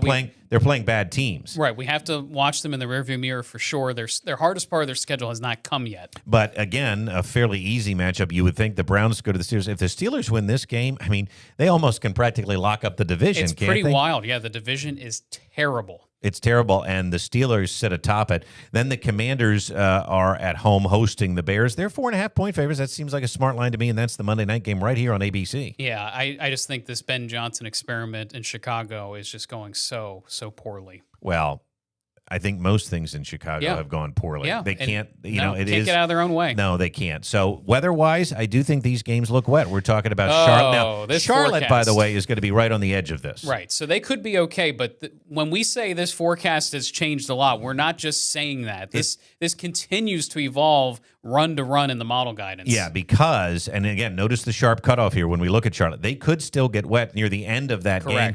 Pittsburgh looks wet on Sunday afternoon, and then we'll let this play out because Washington hosts Monday Night Football. I think it's going to be cool. I think it's going to be breezy, and I think it's going to be raining here Monday night in D.C., and it could be heavy rain. It could be heavy rain, and we already know that field, that stadium, is not in the best condition. So you add some rain, you add some cruddy weather to it. You add some sewage. Ooh. I mean, we've seen it. The play on the field or human sewage? Both, and so it's not great. I also think, and this is the interesting part, because this is a coastal storm. Now, I think Charlotte and Pittsburgh could be breezy on Sunday, but where the winds may have the biggest impact, Monday night again in Washington. I think it's going to be very ugly in Washington Monday night. I agree with that, and it could continue to evolve. It could get worse. No, I think so, and that's why we have to monitor for our local forecast. For those of you in central Pennsylvania. I mean, this has been a challenge just for our local viewing area, let alone the Mid-Atlantic region. Specific games and things like that. But I keep an eye. That Monday Night Football game could be the worst weather game we've seen in a while. So our picks for these games look like this. We're both going Oregon. You're not as convinced they can win by that margin. I'm going to take them to cover. And the reason why I did money line is because of the weather factor, honestly, because I truly think it could be the equalizer. And I also just feel in general, yes, Dante Moore had a good game against Penn State's defense, but they didn't score at will, and they didn't move the ball at will. Penn State did a lot of things to stymie that offense. There's a blueprint there for Indiana to follow. Oh, there is. All right, BYU, Arizona. This is one of the ones where we are different on. I'm going to take BYU. They're undefeated. I think they're hot. But, listen, I get it. There's no reason not to think Arizona can't do this at home. At home, in bad weather. Again, I favor home teams in bad weather. Well, we're going to find out how right you are. Then we both like Utah moneyline here. And it really also has to do with the weather because obviously we've picked this game. But, Arizona State isn't surprising anybody. I'm not sure Utah's lines are as good as they have been under Kyle Whittingham. And so 5.5 seems like a big number, especially in the Big 12. Very big. So I think Utah gets it done at home, but I'm with you on this. I think it's going to be tight. I think it's going to be a tight field game. goal game. Yep, And so that spread seemed high to me. All right, let's pick the NFL games. Again, I think we're both on the Cowboys here. There's no reason to think the Panthers can make a game of this. We like Dak Prescott and the Cowboys to cover the 3. Now, the Browns and Steelers, you actually think the Steelers can do this. The Browns are that bad, right? The Browns are that bad. They have a quarterback issue. They just traded Joe Flacco. Joe Flacco, they traded. He's an elite quarterback. He's an old quarterback. I mean, the man just continues to hang on. And by the way, hanging on in the same division. Well, I'm going to take the over here. I think 38.5 is low. Anytime I see a number under 40 in the NFL, give it to me. Let's bring in Shiner. I was going to say, here's our over-under guy. He loves me and these over-unders. Tell me why I'm wrong. But I've been right. You know what? Are you assuming the Browns score? Yeah, well, I don't know. They got a nice young running back right now in Junkins, right? He's been putting up some we numbers. Know about him. And the Steelers' defense hasn't been the juggernaut of the Steelers' past. You are correct there. Yeah, Brett, I'm just gonna have to go with you from now on. I think I've bucked the trend too much, and you know what? Maybe good old AA Ron puts up a 40 spot on their own. The electrode stuck to his head again. Yeah, or ayahuasca or wherever he's drinking out there. The only thing that would limit me there is, again, the weather. If it gets bad in Pittsburgh, and we now think they it are might. a little farther west, so it may not be as bad as closer to the coast. But listen, that's a very low number, and I think you got to go high. Yeah. Now the Steelers are the Iowa of the NFL, so we'll see. We'll see what happens. Now the Bears and the Commanders. Again, I understand the Bears are bad. I think, given the conditions, and we're really picking the same thing here. You're saying the Commanders are going to win. You felt it was a big number. You're just going to take a money line. I think the Bears will cover the 4.5. It may be a dumb pick, but the Commanders also haven't been quite as good as they were last year. Well, and part of that is the Daniels injury. So yeah, so let's just stand by on that. We'll see how he is this week. 4.5 is a big number in that weather. It is big. All right, now we want to talk about under the radar. Under the radar. Now, this is a game nobody nationally cares about, but we're going to pick the Penn State Northwestern game because it's going to be under the radar to everybody else, although I'm sure a lot of folks may want to pay attention. This game is buried on FS1 at 3:30, and, Penn State is a 22-point home favorite. The over-under is 47. I think the weather could get a little ugly here. Yep, I agree. It's going to be kind of cool and damp in Happy Valley. Let's take a look. Now, remember, this is Saturday. This is the day before the coastal low takes over. Do I think the weather is going to be totally ugly? No, I don't. But I do think there's going to be some clouds. There could be some mist and drizzle. I think it could be just a hair on the breezy side on Saturday. Now, again, State College is a little far to the west. Yep, that might help. I'm not sure the weather's going to be totally terrible. I do think there'll be about a 10-mile-an-hour breeze coming out of the south on Saturday there in State College. And so it's something that we definitely want to monitor. You're on a text thread we're on. Mm-hmm. Sadly, I am. And I said, Penn State has a lot to prove here, and the mentality of this team does not impress me. I think James Franklin is an emotional guy. I think he's worn down. I think his team takes on that mentality. And my one buddy said, well, if you're that you should put my son's college fund on Northwestern money line. And I jokingly said, done. So I didn't put my son's college fund, but I did put money on Northwestern to win this game. I will tell you that because I really think that Penn State has some problems here, and it's not just the weather. First of all, we're looking at Beaver Stadium now. It's a beautiful day when we're recording this, but the game is Saturday at 3:30. I think it will be cloudy with some drizzle. Temperatures kind of holding in the 60s. I don't think I can actually pick Northwestern money line here, but my goodness, am I going to pick them to cover? Penn State hasn't covered yet. Listen, if James Franklin is the guy I think he is, the guy that was there on campus when I was still on campus in my graduate school career, I think he gets it done. I really do. I think this man is stubborn. I think he's not a quitter. I don't think the team's going to quit because I haven't seen the quit yet in the team. The results may not be what we want, but I haven't seen the team quit. I believe in this team. I believe in this coach. I think they get it done. We're going to find out. Yep. All right, time for my best bets. Time now for Brett's Best. And, these are interesting. I always try to look It's at a the big board week. and think what looks, just sometimes you're scanning the board and it's like what Well, looks good. All the conference play is really kicking into high gear. So what do you got for us? Well, we're going to start in the Big Ten with a game that, again, you talk about under the radar here. But the Scarlet Knights travel out the whole west. way out. Yeah, to Washington. Washington's favored by 10.5. I, of course, don't like the cross-country travel. Rutgers is better this year, but they're not great. I think Washington's pretty good, and I like them to take care of business at home against Rutgers late. Now, this is tomorrow night, I believe. That should say Friday, Saturday, I believe Sunday. you are correct. This is the nighttime special on Friday. Correct. So there you have it. Now, the Red River rivalry. Yeah. What is this rivalry right now? I mean, the teams are lacking identity for the most part. Although Well, I think Oklahoma's having a Oklahoma- good season. Yeah, I think they have an identity, and that's their defense. And when their quarterback gets healthy, and he may play, that he is listed as probable or questionable. He's listed as questionable. By the way, they practiced inside the other day. Yeah. So what does that mean? Sooner Scoop on the On3 site said, it's sunny and 85, but Oklahoma's inside. Could they be trying to hide something? Texas is a 1-point favorite. Not sure why. Yeah, I'm not sure why But either. it could be because John Mateer may not play. Nobody knows. It's a fascinating game, but I'm taking the under here. So what do you think happens? Well, If- I think Texas's offense is a mess, and I think Oklahoma's defense is really good. And if John Mateer doesn't play, and he may not because Brent Venables probably thinks they need him for the home stretch. Right. Well, that's exactly right. So I think if I'm Brent Venables, I think I can win this game with my defense, So given what the Texas offense has been like. Texas had the big year in the SEC last year. Is this Oklahoma's turn?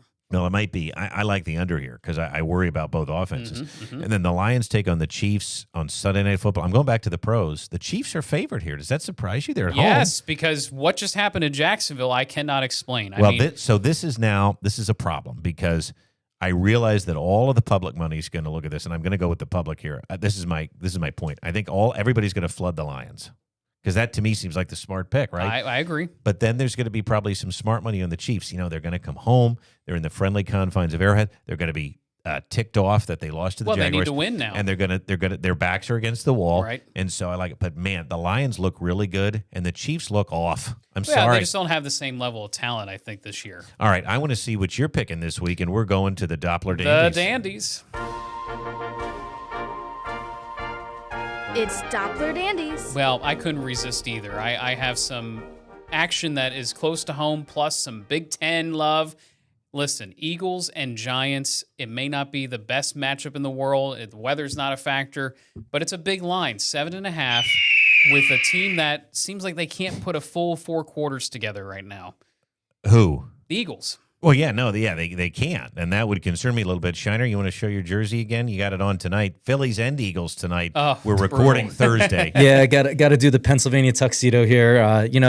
There are these magical times in late September, early October where you get to have some primetime games with both of them. That's why you have multiple TVs, and we'll be watching at 6 and at 8:15. Yeah, So, it's a fun night. go Birds, go As Phils. we clutch our pearls and try to hang on for dear life. Yeah, we need to. But I assume you like the Eagles. Tonight. I like the Eagles. I do. I think this is their opportunity to get right. They have Giants, Vikings, Giants. Let's go. Let's do it. And then a couple of big conference matchups in the Big Ten and SEC. This surprises me that it's still a 2-touchdown advantage in favor of Ohio State on the road against Illinois. And I know Illinois got clobbered, and I mean absolutely clobbered by Indiana, but this is not a bad football team, and I think they could make it interesting. I don't know if they can win, but I think it's kind of like in the James Franklin world, like you get close and it's a 1-score game at the end and see what happens. Yeah, but here's the problem. I don't think that line has anything to do with Illinois.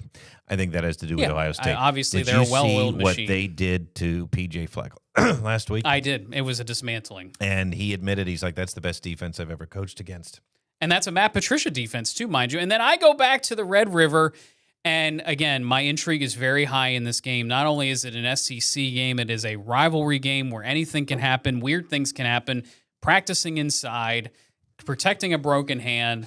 What on earth happens? This is why college football is great. Right. I mean, you got Arch Manning, this legendary family of quarterbacks, and yet everyone can't stand this kid now. He was a rock star, and that rock star status has quickly faded. I do love that we both picked the same game. That rarely happens. Yes. But we both did. So let's get to the final picks this week. Final picks. I'm All right, nervous, we baby. have I am to nervous. do better. So we both went 2-8 last week. All right, so now we have to find ways to get We better. do. We Like do. James Fragley, we have to find ways Yep, to get better. week to week. We both like Oregon. I'm going to pick them to cover. You've got a money line. We're different on the BYU-Arizona game, and I'm okay with that because that's a coin flip game in the Big 12. It is. It's almost a pick 'em, but obviously, big implications there in the Big 12. Utah, we both like money line. We think that's going to be a tight game in bad weather. The Cowboys, we're going to pick to cover. And then I'm going over in that Steelers game. We have to keep an eye on the weather there, too, because it could get wet. It could get a little breezy. But you say, the Steelers are going to do it. Steelers take care of business. They seem to be the hot team right now, and they seem to be the best team in the division. And on a messy Monday night, we're going in opposite directions. Bears plus 4.5. You say, well, that may be right, but the Commanders are going to get it done either way. Yeah, Commanders are going to get it done. I still think they're a problem in the division. They're our biggest opponent when it comes to winning the NFC East. I'm picking Northwestern to cover. You essentially are a little nervous, too. I see Penn State. I'm nervous. I actually do think they cover. I thought that last week, though, too. I think they cover. I think they come together as a unit. Remember 2016, everyone. The season seemed like it was lost. A home game against Minnesota where the offense is sputtering and trying to gut out a win, and then all of a sudden they click. You just never know when that click is going to happen. I'm remembering 2021 and a 9-overtime home loss to Burt in Illinois, and I think they could lose Saturday. But again, we're on different sides there. We'll see what happens. I'm picking the Huskies to cover and beat Rutgers at home. Hopefully they get there, 10.5. I'm going to go under for the Red River, under 43. That makes sense I think to me. both That does make offenses sense. are tough. And then the Lions plus 2.5. I mean, I think they're the better team right now. I may be wrong. The smart money may say, nah, you got to go with the Chiefs coming back home. I'm going to take Dan Lanning. I think he's going to go for broke. And your dandies are the Eagles tonight. I take the Eagles to cover 7.5. Ohio State, I kind of did an Olay here. While I said that line seems like it's big, I think they do it. I don't think there's much slowing down Ohio State this year. And then Oklahoma, I take to cover. All right, it is time quickly to wrap up the podcast by talking about our beloved Fighting Phils. It really is make or break time for this team. They started at home, Citizens Bank Park, which the mystique there has been lost. Their record there is putrid over the last couple of years. They start October 0-2 there. There's Bryce Harper hanging his head. Very disappointing because, Dan, we saw all the old things happen again. We saw some managerial mistakes. We saw some bullpen letdowns. We saw the top of the lineup just go cold again. It was brutal to watch. But you said, you know what? Didn't lay down, especially in Game 2. They fought their way back. But nonetheless, this Dodgers team is good. And sort of that's what we feared might happen to start. Well, and not only that, it appears after 3 games to me that the teams are very even. And the pitching has dominated for the most part on both sides. Again, kind of what we pictured. But I am disappointed. I am disappointed in the core as a general sense. I think going into next year, regardless of what happens this season, they need to change up the mix just to give these games a different feel. You want Alec Boehm hitting leadoff, right? I want Alec Boehm in either On the AAA or On the moon? Put him in the NL West so I don't have to see him. Now, of course, this team comes back. We're recording Thursday. They win last night. And they of look course- really good. And they look really good. And this is what this good. team does to me. They make me love them. They make me hate them. Then they make me love them all over again. And it's like an abusive relationship. I want to quit, but I can't. And they give us hope. They give us hope. I want to tell you one thing. So going back to games 1 and 2, do you know the only inning that the Phillies gave up runs? No. The 7th inning. In games 1 and 2? So what does that tell you? The starting pitching has been getting it done. Yes, it has. There's no doubt about it. Right. Yeah. So it's the 6th and 7th, that bridge to get to 8 and 9. That's what we said, too. That's what happened last year. The bullpen, which was praised again this year, does it again and flounders. And, if they come back tonight, they've got a slight pitching advantage All with I'm saying Sanchez by on that the is mound. there's a recipe to win. No, there definitely is. But so that's my next question to you. Can they actually do this? Can they actually win in L.A. tonight, come back home Saturday and get the job done, or are they going to yank our hearts out again? I think they get the job done in game 4 tonight. Yeah, we I can really only go do. one at a time. We're not Right. even giving a forecast for No. Saturday because we can't even think about it. The man I want on the mound is on the mound tonight, Christopher Sanchez. He was phenomenal in game 1. I know it got away from him there at the tail end of his appearance. That's baseball. I'm sorry. No one likes to hear that, but at some point when you're facing a good team, the dam will break. I just feel like what I saw last night is a confidence builder, and they're facing a starting pitcher tonight that is not dominant right now in Tyler Glasnow. So the roadmap is there. The Dodgers don't want to leave LA, I can tell you. They do not, but I also think there's now some added pressure on their side. What is the future of this franchise if they go home early here? And the reason I ask that, I don't think anybody's much going to care about the future. We know things are going to change. If they win the World Series this year, what an offseason. Then nothing else really matters. But if this team flounders here and does not get the job done, has Rob Thompson managed himself out of a job? Has Kyle Schwarber and how cold he's been? I know he had a big night last night, but I mean, has he sort of gone by the wayside here, and is he not as big of a priority to sign? Who's going to stick around? Is Ranger Suarez going to be on the team next year? And do we have to find a way to keep a guy like Harrison Bader? What is the future? Or JT Realmuto. Well, what is the future of this franchise if they don't get it done? I think if they don't get it done, you're going to see a lot of wholesale changes. They've avoided it the last few off seasons. I give the front office a ton of credit. They have given this core group as many opportunities as they possibly can. But you're also not talking about a fire sale. You think they're going to be competitive moves. Oh, I think it's going to be extremely competitive because if you don't sign back Schwarber, if you don't sign back Ranger, there is money available to be a major player in free agency. And by the way, you have a guy in Crawford coming up. You have a guy in Aiden Miller coming up. So there could be some infusion of young talent plus some Maybe talent Painter. from outside of the organization. Painter. Yes, maybe Painter, maybe a different starting pitcher other than Ranger. Now, I think Ranger, after what he did again last night, he's a priority, and it's simply because is he you don't becoming know. a bigger priority? Sorry to interrupt, but No. we're light on time here. But is he a bigger priority than Kyle Schwarber? I think so because again, Would you have said that 6 months or 3 months yeah, ago? actually I would have because Really? I think you can find position players. Mm-hmm. It's harder to find good quality starting pitching, especially starting pitching for the playoffs. That is very, very interesting. And I just want to pull in Shiner real quick. What do you think happens? It's really hard to just say goodbye to 56 home runs and a RBI king. Obviously the batting average on Schwarber's a little down, but I mean, like the guy went 0 for 16 the last couple games, and then hit maybe All of one a of sudden, the woke biggest up. home runs in that ballpark out in LA. Left the stadium. It's tantalizing, It's tough, right? And I think a lot of it also comes down to what's coming on with Wheeler. Do we Right. get Wheeler back? Do those pitching matchups work out down the line? Mm-hmm. Obviously that's a big question mark. So if Wheeler ends up retiring or doesn't come back from this blood clot, then yeah, you need to lock up the pitching, or we actually have to finally see this Painter guy in the majors. I mean, And come I on, think we how long will. have we been I think talking we about will. this? And it's about time. It's been 3-4 years now. Yeah, Phillies in 5? Yeah, I'm he's in it. homering all the way, man, and hopefully the homers is what puts us over because that'd be great. I think Sanchez is going to be lights out, and like I said, hopefully we can get into their bullpen early and just get up, and then let's have some bedlam at the bank again. Try less and trust harder. Exactly. And that's a quote that we want to end on because I read it in the Matt Gelb article. You brought it up. Rob Thompson had a team meeting yesterday, and he said, guys, I'm not asking you to try harder. I'm asking you to trust harder. Trust in yourselves. Trust in each other. And boy, did that make a difference. Yep. And that's where somebody like Topper, his even keel demeanor. And When he finally does speak up, people listen. Well, and I criticize James Franklin for this only because I'm the same way. Franklin wears all of this stuff on his sleeve. He's an emotional guy, right? And I think that trickles down to the team.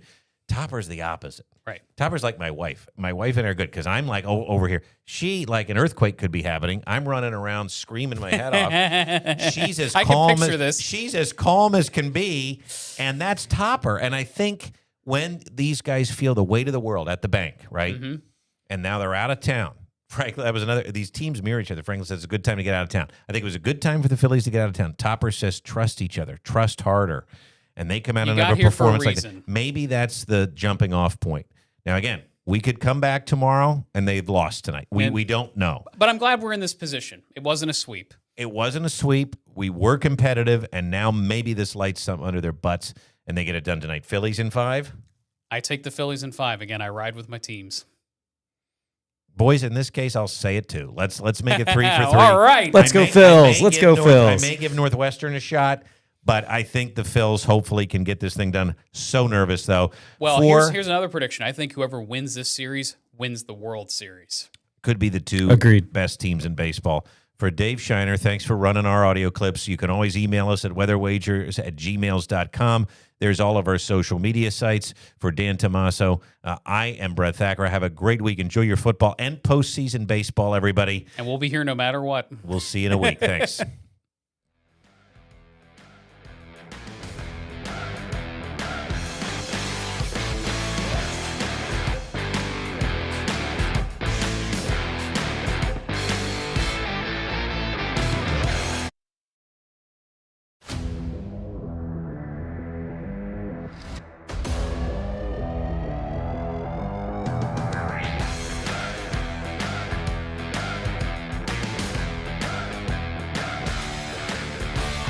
It is a weather wagers time here at ABC 27, and want to say hello and welcome from me, Dan Tomaso, and this guy over here.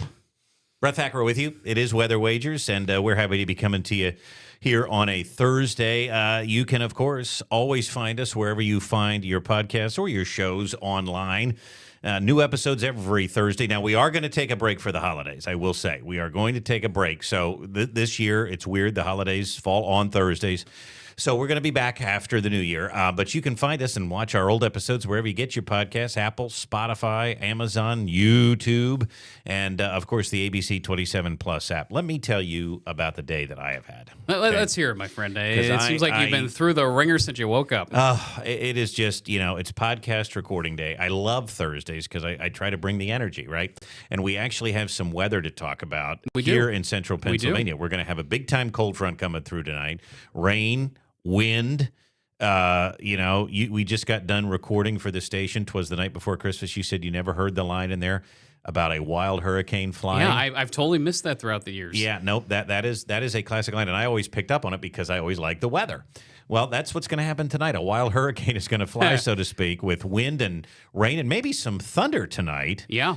So I wanted to come in and be on my game. So yesterday was highs in the upper 50s in spots. I mean, it was a wild day yesterday, too. Felt like spring. All that snow we had melting away. I come in at 3 a.m. That's the time that I have to get up and come in for the morning shift here. That's TV. And I'm about halfway down the highway, and I realize I don't have my suit coat. Okay, because I don't wear it. I put it on a hanger and I bring it in for later because I don't like wearing it when I'm forecasting. Yeah, I'm always hot. I'm always hot. So I realized I don't have it. Well, thank goodness I found an extra one here that matched my pants. So that's the first very thing. Lucky. Okay, that was the first thing. Then I get into work, and one of our computers... Otherwise, you could do suit separates, I guess, Suit separates, yes, which this was, by the way, but it still looked okay. Then I come into work, and one of our computers does not have the internet. So that threw me off. So then I was... And I'm sleeping, so I can't help you. You couldn't help me, so I'm behind. And when you get behind, it's like a snowball. And so it just cascaded throughout the day. I didn't get done what I needed to get done. I have all this extra end-of-the-year stuff to take care of before I go on the break, right? So I was doing all of that. And then to top it off, I ended up spilling chili all over my white shirt. As I was eating my lunch. Some Skyline chili? Not some Skyline, just some regular good chili that I made for the family the other night, and it went all over the place. It has just been one of those days. But you're back together again. I mean, you're here. Well, believe it or not, I found an extra white shirt. I don't know whose clothes I'm wearing around here today. So should we fade Brett today on your picks? No, because I actually had a good week last week, and we're going to get into that here in just a bit. But let's get started by talking about Penn State and Penn State filling out its coaching staff. We're going to talk about a lot before we get into the picks from last week.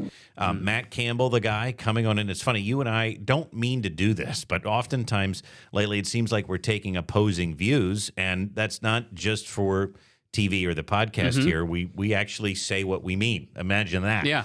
But as we fill out the coaching staff, this is always fun though. First, the coaching search, which wasn't fun for Penn State fans.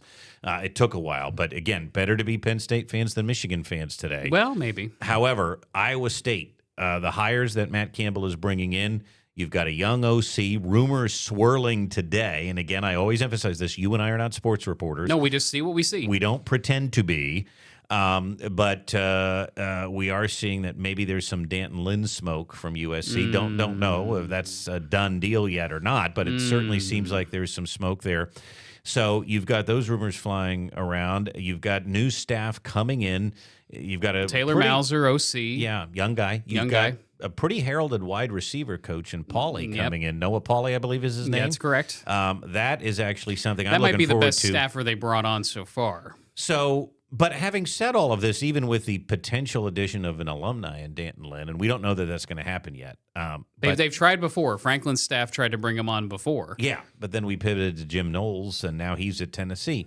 So much of what I'm hearing over the last week is, excitement, guarded enthusiasm from some Penn State fans. But Matt Campbell has earned the right to bring in his guys. James Franklin is doing that at Virginia Tech.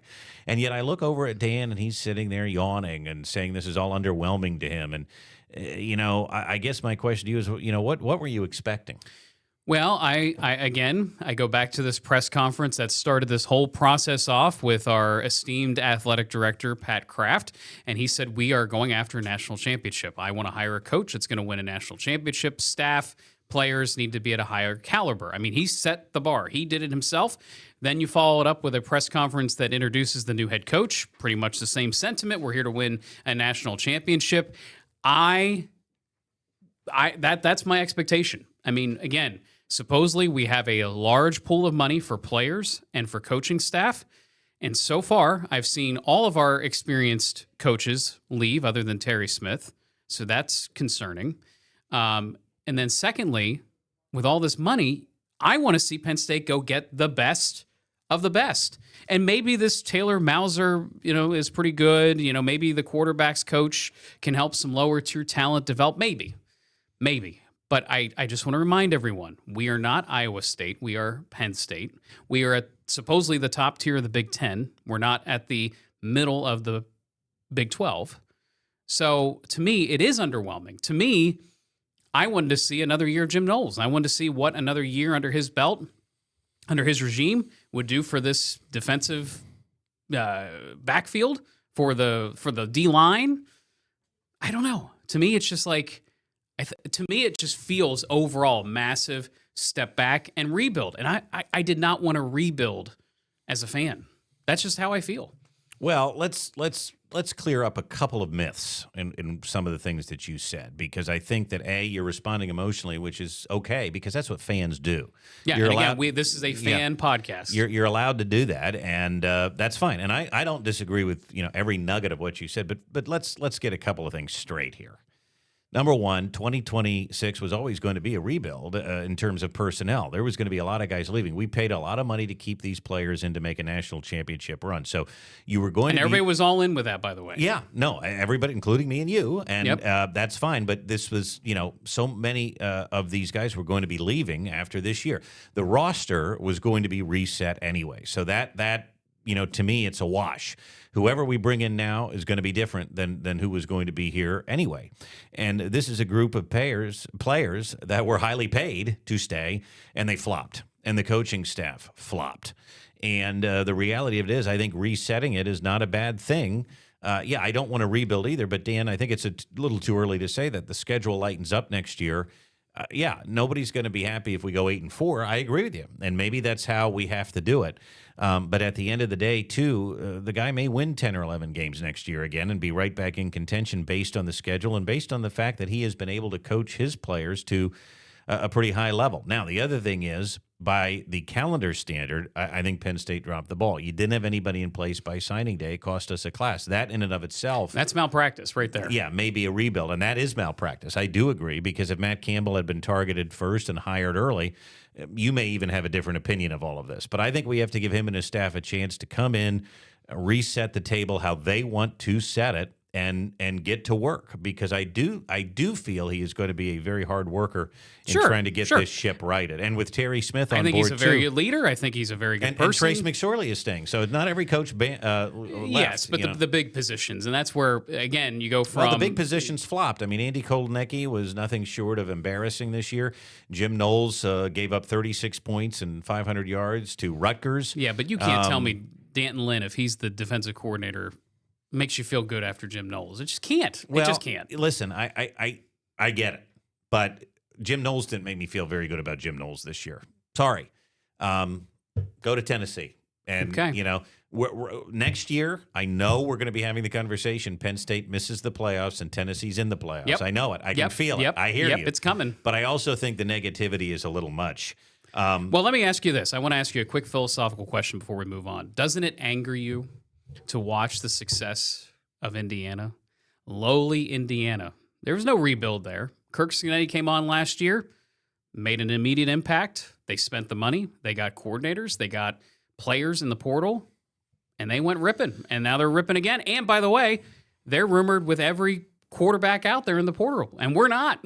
Well, I do. It's upsetting. So this is probably your best point. And I think there's a lot of programs out there, not just Penn State, that should be upset at what Indiana's been able to do. Now, let's be honest. Not everybody's Kirk Cincinnati. I get that. Yeah, I think Indiana got lucky in Yes. ways. And you have to, that's part of what this is. Yep. You know, Matt Campbell, given our research, we may have hit a home run here. Yeah. We don't know that yet, but that's the hope. Indiana was hoping that with Kirk Cincinnati, and they did it. Now, Indiana is putting their full breadth of it's resources amazing. behind the football program to get players. And you're right. Sam Levitt's out there in the portal. We need a quarterback. All I heard was Pat Kraft talk money and resources, and we're going after the best of the best. Why aren't we being mentioned for Sam Levitt? Now, maybe it's things are too new at Penn State. We haven't felt the waters out yet. Again, maybe we have to wait a year. I don't want to do that either, but that just may be the reality. But that being said, we're never mentioned for any of these big players. But again, Indiana didn't wait a year, and that's Correct. my problem with it. It just doesn't make a lot of sense to me with what's available to Penn State, what we say we are as a top-tier program.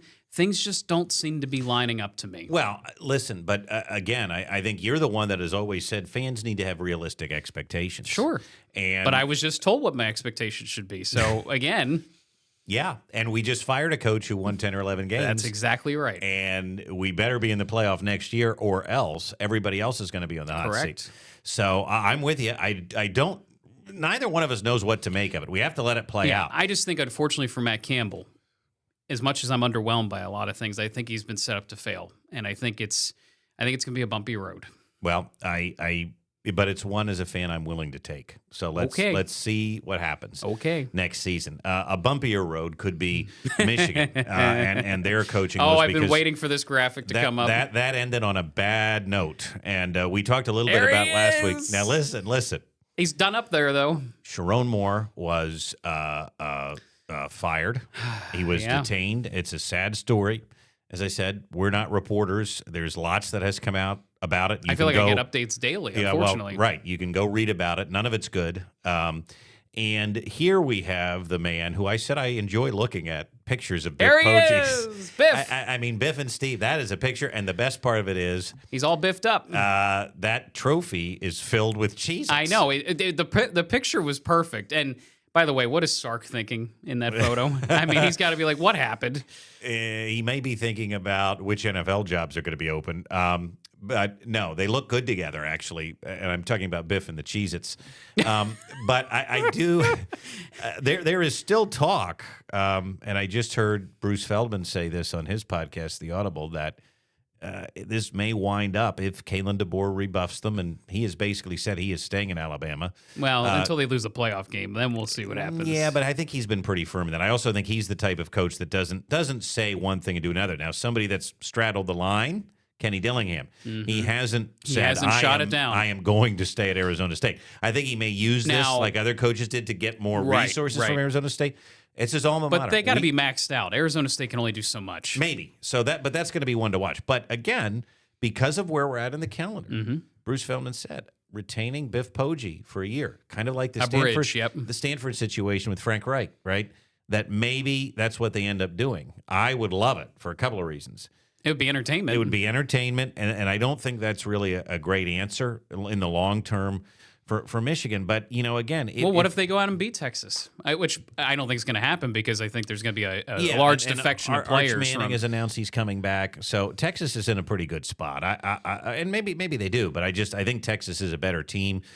But let me ask you this, based on what we know. Is Michigan a toxic place? Because they may have won a championship, and maybe a place like Penn State says, you know what? They went all in. Didn't care who they hurt. Didn't care if they cheated. They won a title. Yeah, they love the trail they left behind. And it was an unapologetic title. And here we are again, just scrapping and clawing, like you said, maybe taking a step back. Certainly, it feels like a reset. We just can't get over. Indiana's ahead of us. Frustrating. But I don't really want a championship like that because I'm just going to say it, everything about that program is in ruin. Well, I mean, it starts with Harbaugh, right? I mean, the lack of accountability and the lack of rule enforcement from the NCAA. I mean, everyone makes fun of the cheeseburger incident where essentially he was in contact with a player when he shouldn't have been. And, tampering happens in college football, tampering happens in the NFL, but it's a serious offense when it's caught. And so that kind of started the spiral down. And then you had the Connor Stallions wearing sunglasses and stealing signs from other teams that were playing lower level opponents. And so you add all that together and it's snowballed. Well, and now you have more serious issues. Well, and to a lot of people's point, these types of things had to be going on. These character flaws, these issues had to be pretty prevalent in the program. And it seems like no one really wanted to attack it or do anything about it. And again, this is always my thing is when you make a coaching change in the case of Harbaugh, why do you bring on someone who was under him? That's the part I don't understand. I can answer that very easily. And the reason is, again, the college football calendar. I guess. He left very late in January to go to the NFL. And at that point, there was nobody left. They needed to keep recruits. They needed the continuity.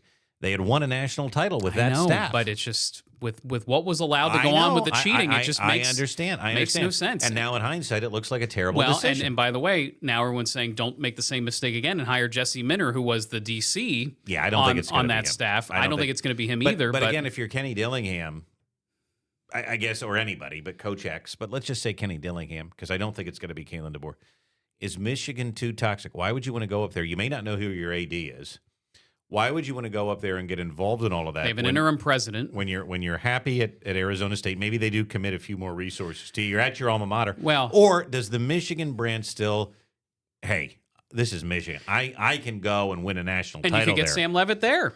Yeah. But here's I think the most salient point. Well, they already have Bryce Underwood, maybe. Well, maybe if he stays. I mean, I think there's going to be a large drop out of players there too at the wrong time.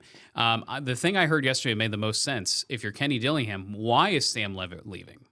Why does he feel like there's something better out there for him? That kind of shows you the state of Arizona State, that they're just not at that higher tier yet. Yeah. Well, and I think it's a Big 12 issue too. We're going to get to those picks, I promised you, from last week, but we do want to shift now and talk about baseball because it is, as we talked about last week, a very important time of year. Hot stove. Well, and things are getting hot, and they're getting hot in terms of the Phillies.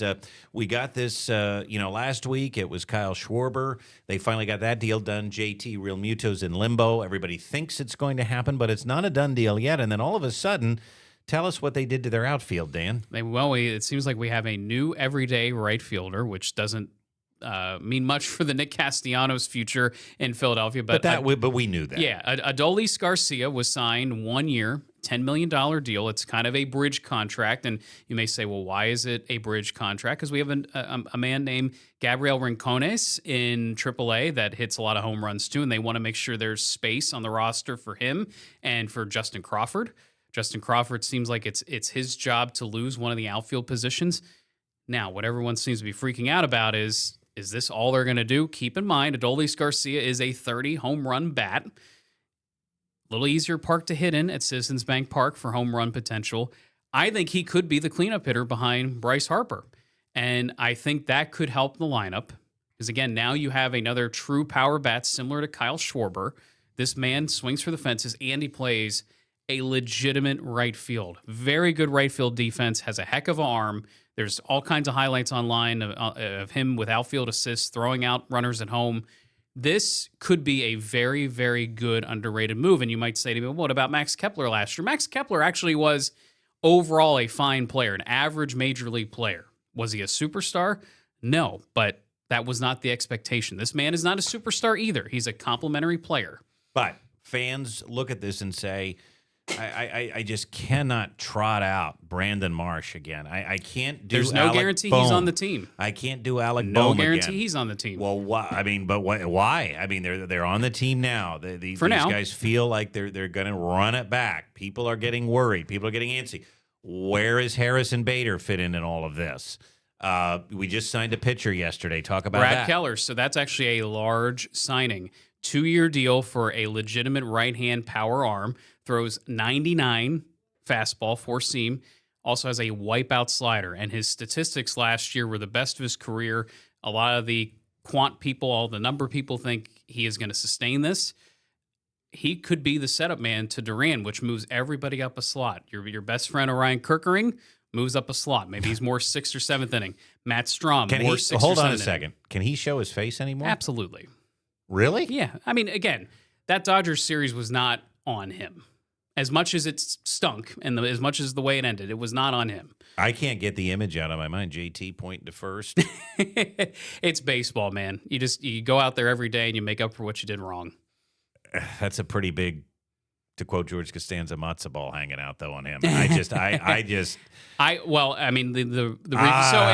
so funny. I'm not sure I want to look at Phillies Twitter was so funny yesterday because it went from doom and gloom about Adolis Garcia and is that our only move to all of a sudden the Phillies got a legitimate power arm in the bullpen and now everyone's saying, wow, this bullpen looks legit.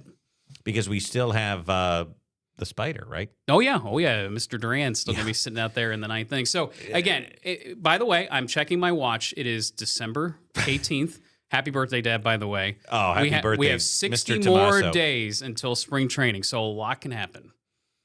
And keep in mind, the third base, I think I've said this to you privately, the third base market's going to take a lot of time because, unfortunately, Scott Boras is the Jimmy Sexton of baseball and controls so many clients that he loves extending out negotiations as long as possible to put teams on the ropes. But according to Santa's watch and according to Phillies Twitter, it's getting late. I don't believe that. Okay, so I want to bring in Dave Shiner because just quickly, he's running the show for us as he always does. Do love talking Philly sports.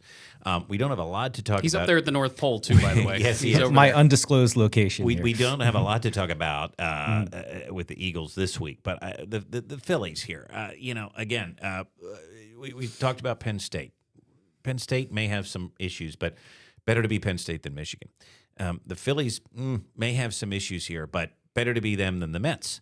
I mean, the Mets are doing a fire sale right now, it seems, and the Mets fans are freaking out. We didn't talk about upset fans. Right. Yeah, the Phillies fans are nowhere near that. And Yeah. again, the Philly have an fans, embarrassment of riches we right now. have the reputation, but I mean, again, I've seen the way the Mets fans are reacting here, and by the way, they're probably justified.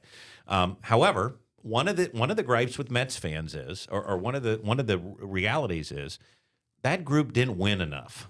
Correct. They were there from 2015 They had their chance. to 2025. They had their chance. They blew it. Look at what they did this year. The last 2 years, they crashed and burned. And in now the there's last half rumors the of season. clubhouse problems. And the group was likable. You know, the OMG, the Grimace. I get it. Fans like players. I have loved this iteration of the Phillies. But you know what they didn't do that year? They didn't bring back some of those likable players. Well, and again, I think what they're saying is it's not good enough, and we're going to reset things, and that's what essentially Penn State said. Yeah.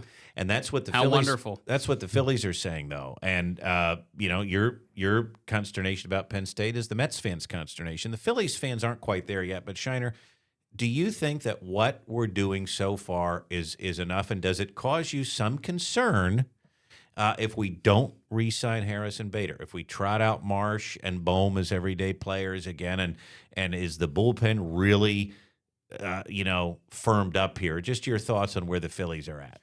I think we're definitely in a better spot than the Mets. I can say that, and Which I think does matter. Yeah, and I think what people forget is the Phillies were really the only team that matched up okay against the Dodgers. I know it looked bad from us at the end, but that team, when they first signed Shohei, they were like, oh, they're going to go 162-0, and they kind of underperformed early on, and then they were a juggernaut at the end of the season. And the Phillies were the only team that in the series even gave them a shot. They matched up well, and we did everything we could. I think bringing back Schwarber is a big thing. That was the priority. Obviously, the signing of the bullpen guy is going to be huge. Alvey being available again. Yeah, that's not. Post, I didn't even include him. Now you got fair point. 3 guys throwing upper 90s into the hundreds. Stuff. I mean, as long as we get Wheeler, we don't know what his medical situation is. I know he was at a positive about Sixers him. game the other day, Hearing smiling. May. So Yeah. we're hoping he Let's comes hope. back. Give him as much time as he needs. And it has been an embarrassment of riches as far as wins for the Phillies. And I think we have to realize, hey, we're not like a team like the Orioles, who are a 100-win team that fell off the face of the earth.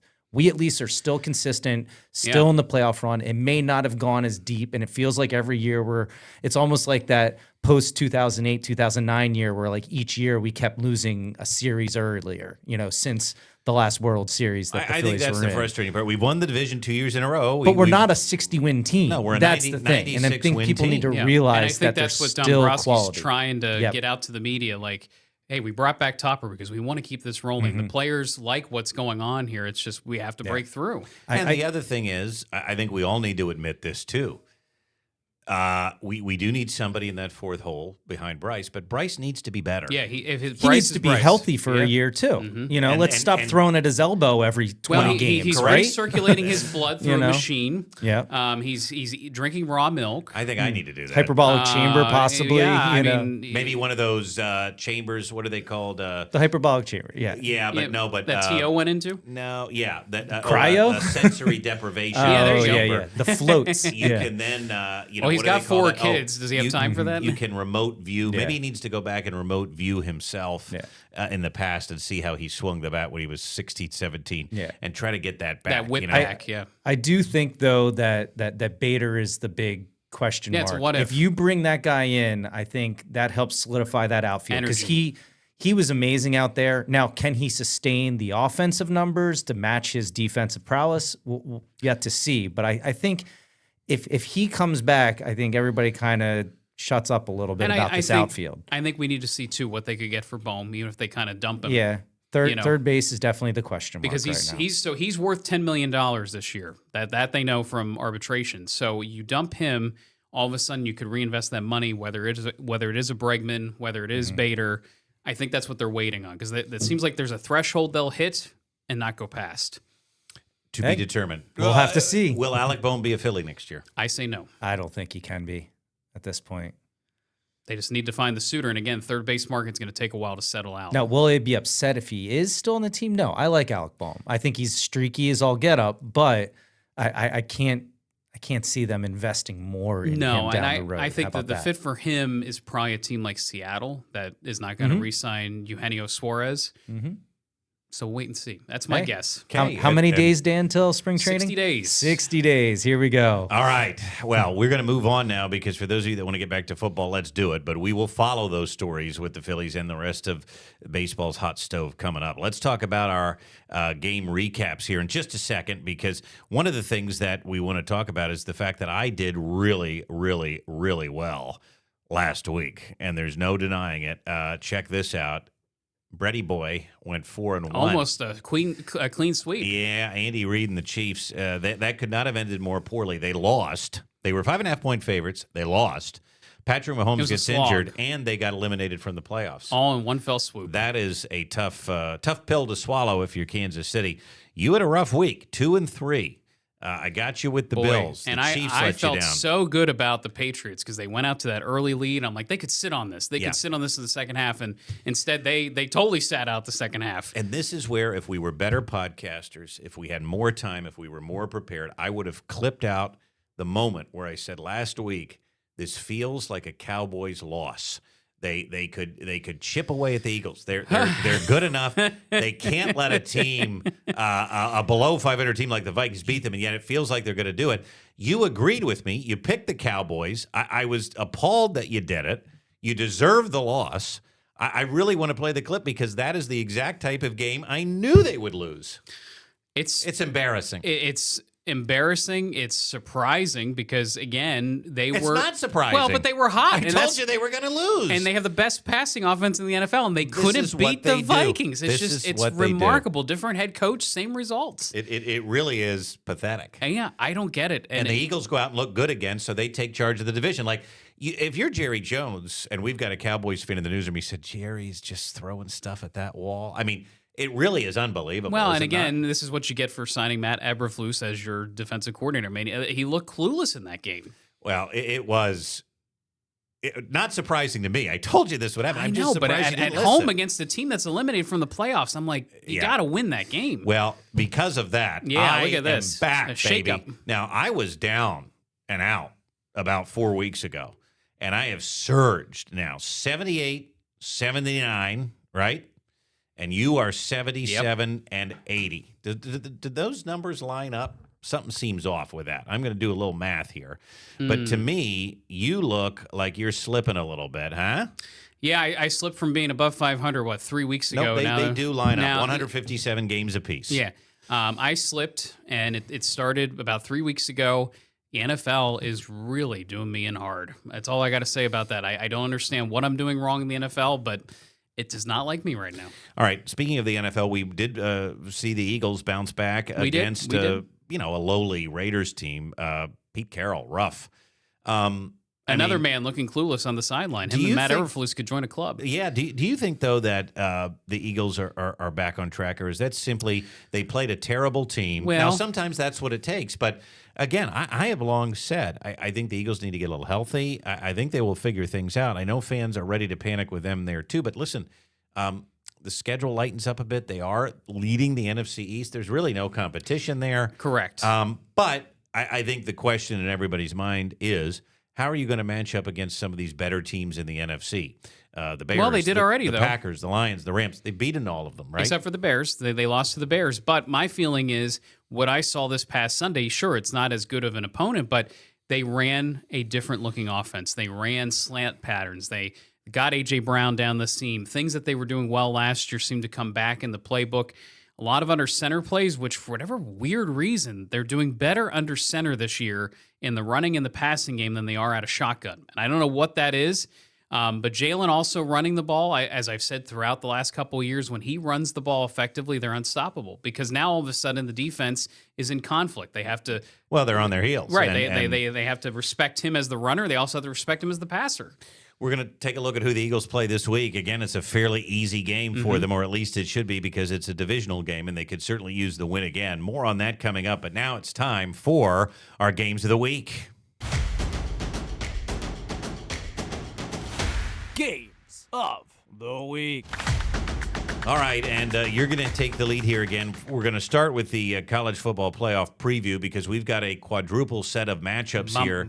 And is there weather to be had? Maybe in some of them? Yeah, I mean, it's very marginal. So, after this active pattern where some parts of the country have had snow over the last 2 weeks, things have begun a more of a milder stretch, and that does affect this weekend because, remember, these are games in home stadiums on campus. Which means they're open door, and that is going to be fascinating to watch. This first game, it's a primetime feature tomorrow night right here on ABC. And Oklahoma is favored now, but we've seen this go back and forth all week, Dan. Yeah, so, I update these graphics early in the week, and at that point, Alabama was not favorited. Then as of yesterday, they were favorited, and now again, Oklahoma is now the favorite. And Brett, I think the tough part about this game is you can't get the earlier matchup out of your head, where Oklahoma on defense essentially took the game away from Alabama. Alabama did not look good in the second half. They lost that game.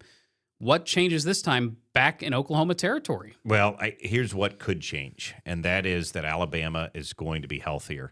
And if Jam Miller comes back, I think that offense can Yeah, they didn't run the ball in the SEC championship game. Correct. So that was a big deal. Correct. And I think that will allow the passing game to open up. Ryan Williams has not been a factor lately, and Alabama's offense looks stagnant. There's no doubt about it. But you know who wins big games? Kalen DeBoer. Yeah. You know who struggled in big games? Brent Venables. However, he's won enough. Sometimes we say vulnerables. Right, exactly. But not this year. He's won enough. And what's the best unit on the field? His defense. The Oklahoma defense. Yeah. So, and by the way, he's beaten Kalen DeBoer 2 years in a row. But that's why I think Alabama's due here. And I know Oklahoma's at home, but they've looked off. They have not been able to do a lot offensively since the Tight Mateer game. injury. Look at that over-under. Yeah, no, I think it's going to be a low. I think it's going to be a low-scoring tight game. I mean, what was it, 23-21? Yep, it was earlier in the something year, like that, a few weeks ago. I think it's going to be a game like that. I think Alabama can come out on top. Now, this is the Notre Dame Bowl. Both teams, right? Mario Cristobal, man. Mike Elko, again a Penn State target early in the search. Staying with A&M, they play at Kyle Field, one of the toughest places to play. They're favored by 3.5, and I think that's the home field. And where's this broadcast? ABC. Right here. That's the next day at noon. Both of the big games on ABC, and then they license them out to TNT because the others are Laughers. And especially the one is a rematch. Awful. Tulane at Ole Miss. Ole Miss is 17.5-point favorites, and James Madison goes to Eugene. That's a night game on TNT. And Oregon. You could sleep through that one, folks. Almost. Well, you're going to have NFL on, and the Eagles are on. Yeah, that's true. So the Eagles are on Saturday. They're kind of in between these two games. And if you have time, there's a 7 p.m. ABC 27 news broadcast Saturday night that yours truly will be a part of. Well, there you go. So it's all I'll be tuning in. All right. There you go. You have at least one viewer. Saturday and Sunday, though, and this is the interesting thing.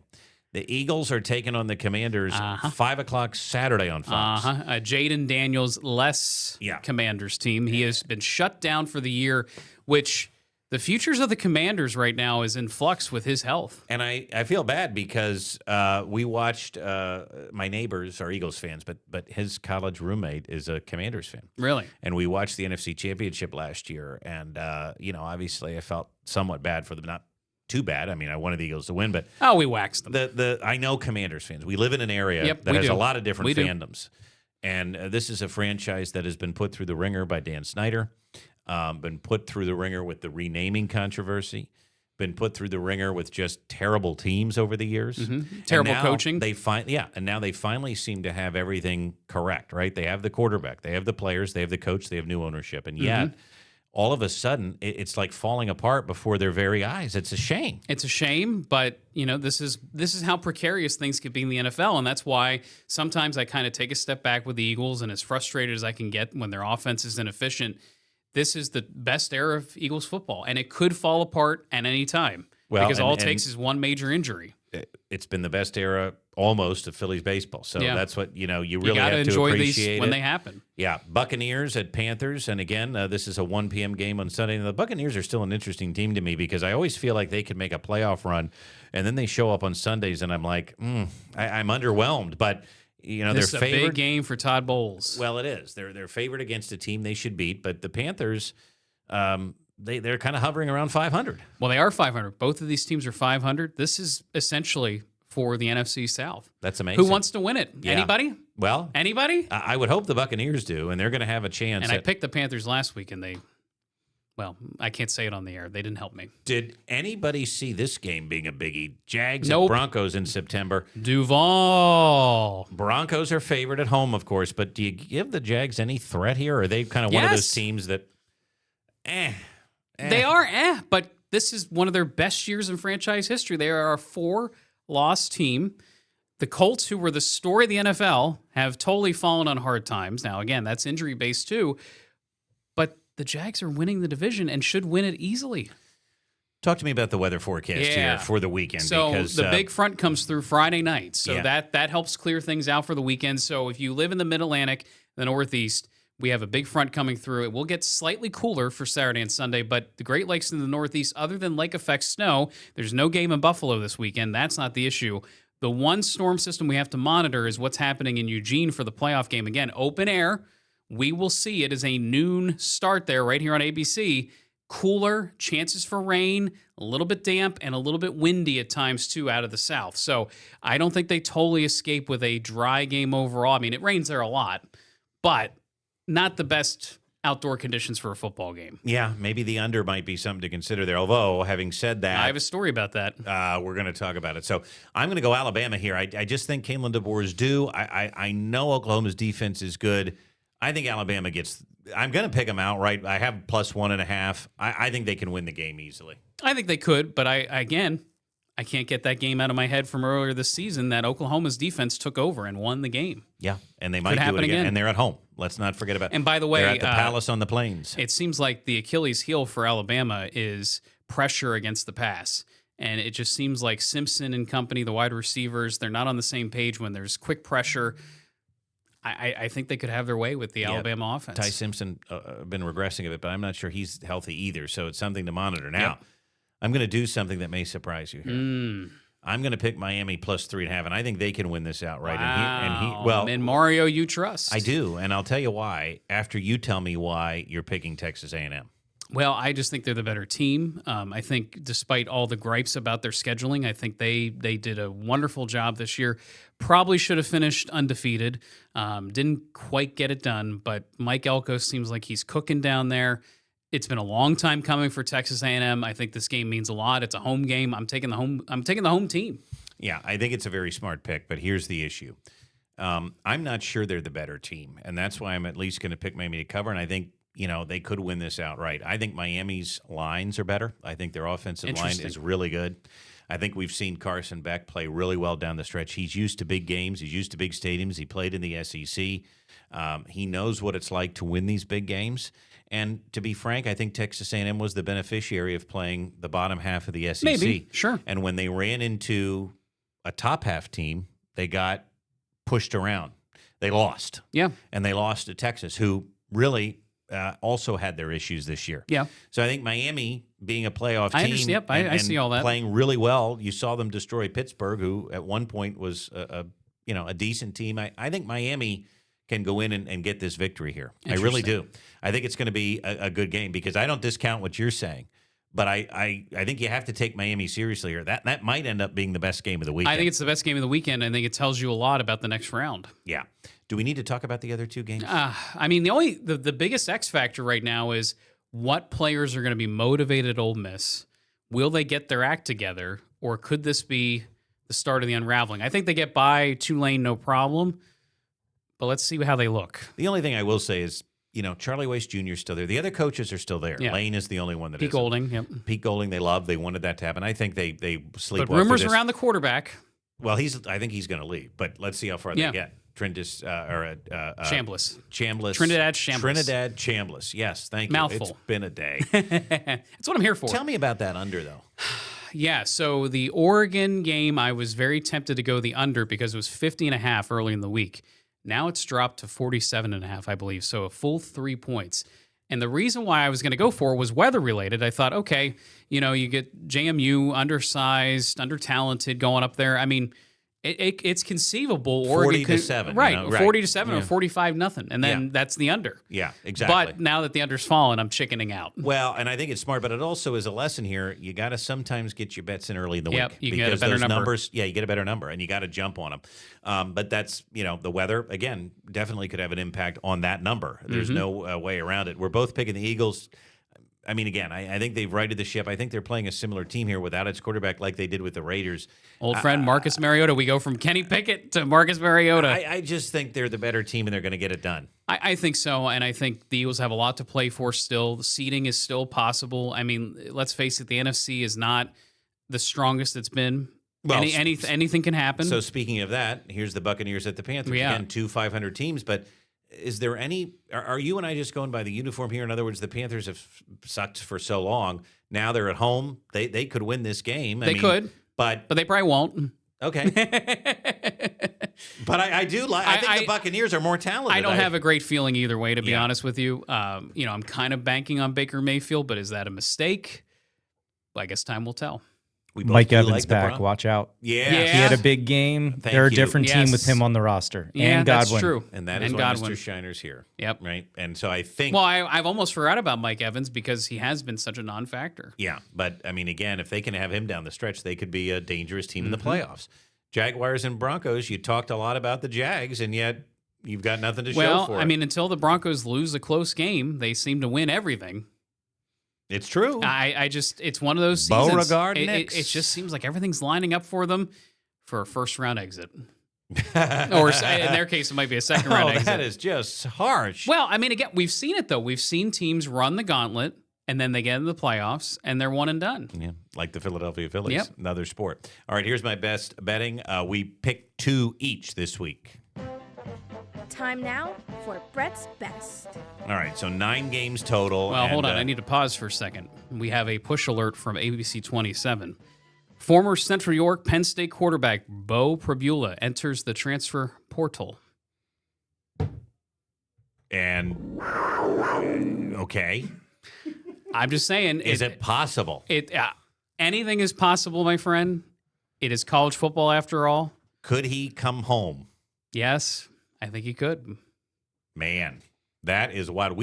How much is that going to cost? Well, right. I mean, well, hey, we have the money. Supposedly we have the money. Okay. I thought I'd throw that out there. There you go. And that comes from our sports team here at ABC 27. So there you go. Something to follow. Thank you, Dano, for reading that. Now, what does that mean about Missouri and Eli Drinkowitz? It's a little surprising to me. Well, or does it just mean new coach, new coming home? So it just wrote. I don't want to dwell on this because I want to get to Brett's best. But it just seems like with NIL, and there's some rumblings behind the scenes, not just Penn State but other programs, that these kids are promised money, and then it doesn't materialize over time. And again, these contracts are kind of loose and fast, and how do you account for that?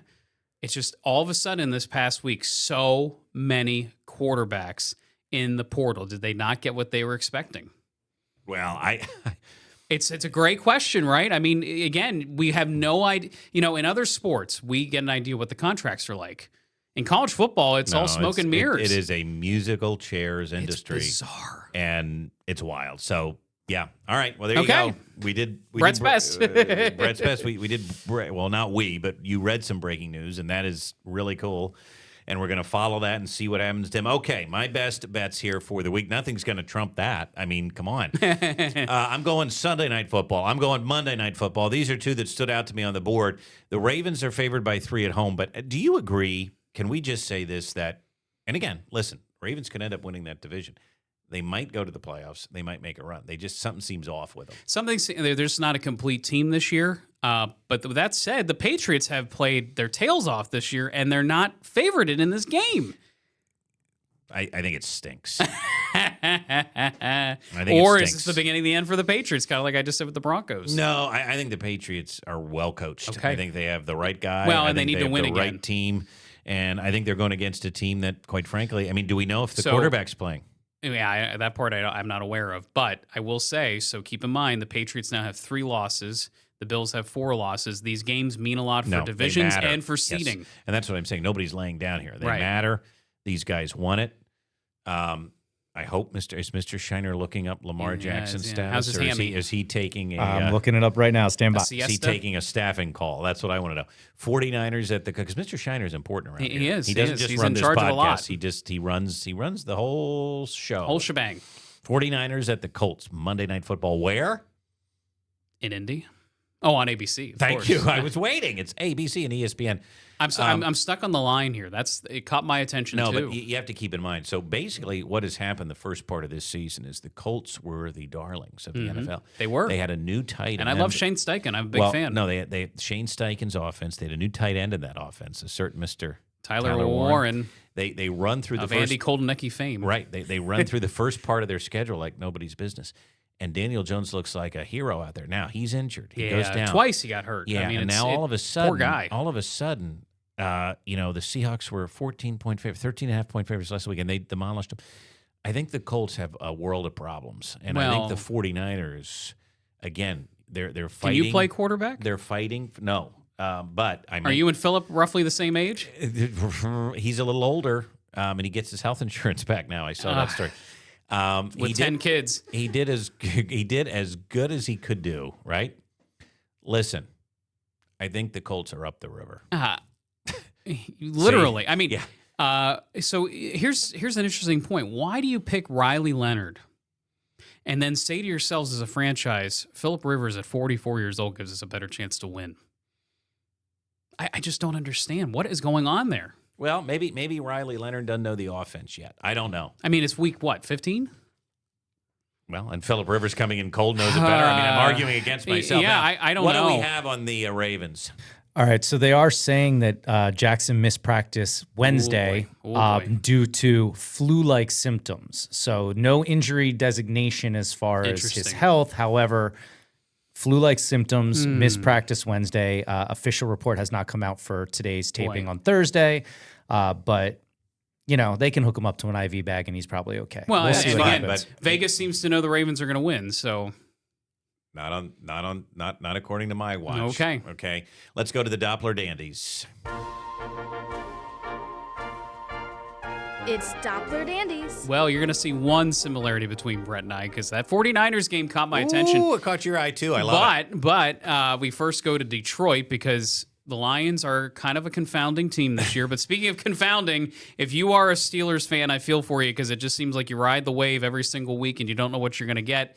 This is an interesting game to me because I think both teams have flaws, and the Lions at home are favored by a full touchdown. That's a big number. It's a big number.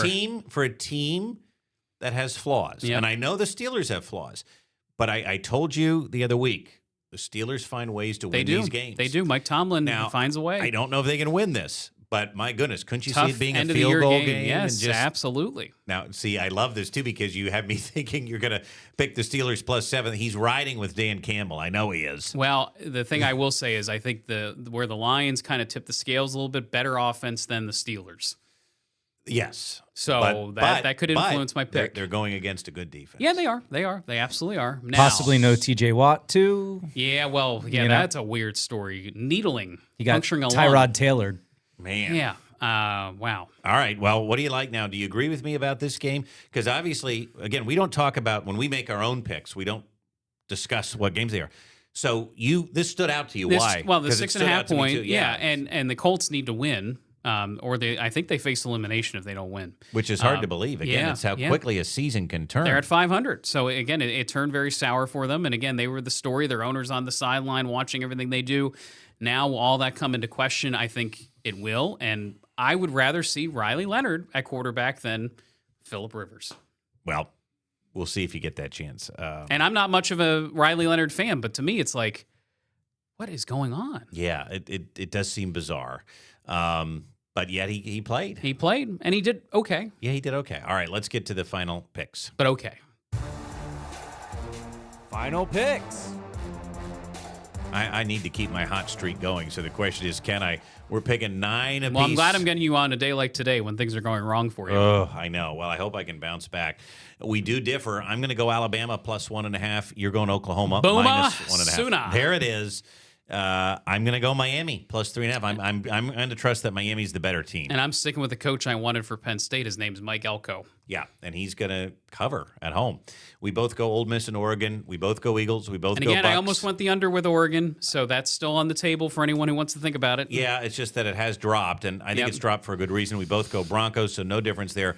I think the Patriots will cover. They might win outright. I've got them at +3. Look at you. You Yep. are going to pick the Lions -7, you dirty dog. Yeah, and, again, it really made me stop and think. It is a good game to think about, but again, for us, I want to make up some ground here. I'm picking the Lions. I'm not going out on a limb. 49ers, we both like at -6.5. So that is a wrap up here for this week. Again, it's going to be fun. The college football playoff starts tomorrow night, Friday night on ABC with a big one, Alabama at Oklahoma. That's going to be a fun one. And then that big Miami Texas A&M game is noon the next day. It's a great weekend for college football fans. They do go up against the NFL, which is going to be tough. Well, and they're on TNT for those lesser games. So I have a feeling that's not going to go too well. And maybe that's what helps prompt some change with the playoff committee because, again, my heart of hearts says Notre Dame did lose out on this whole deal. I still think they should be in, and I think we should see them in this first round.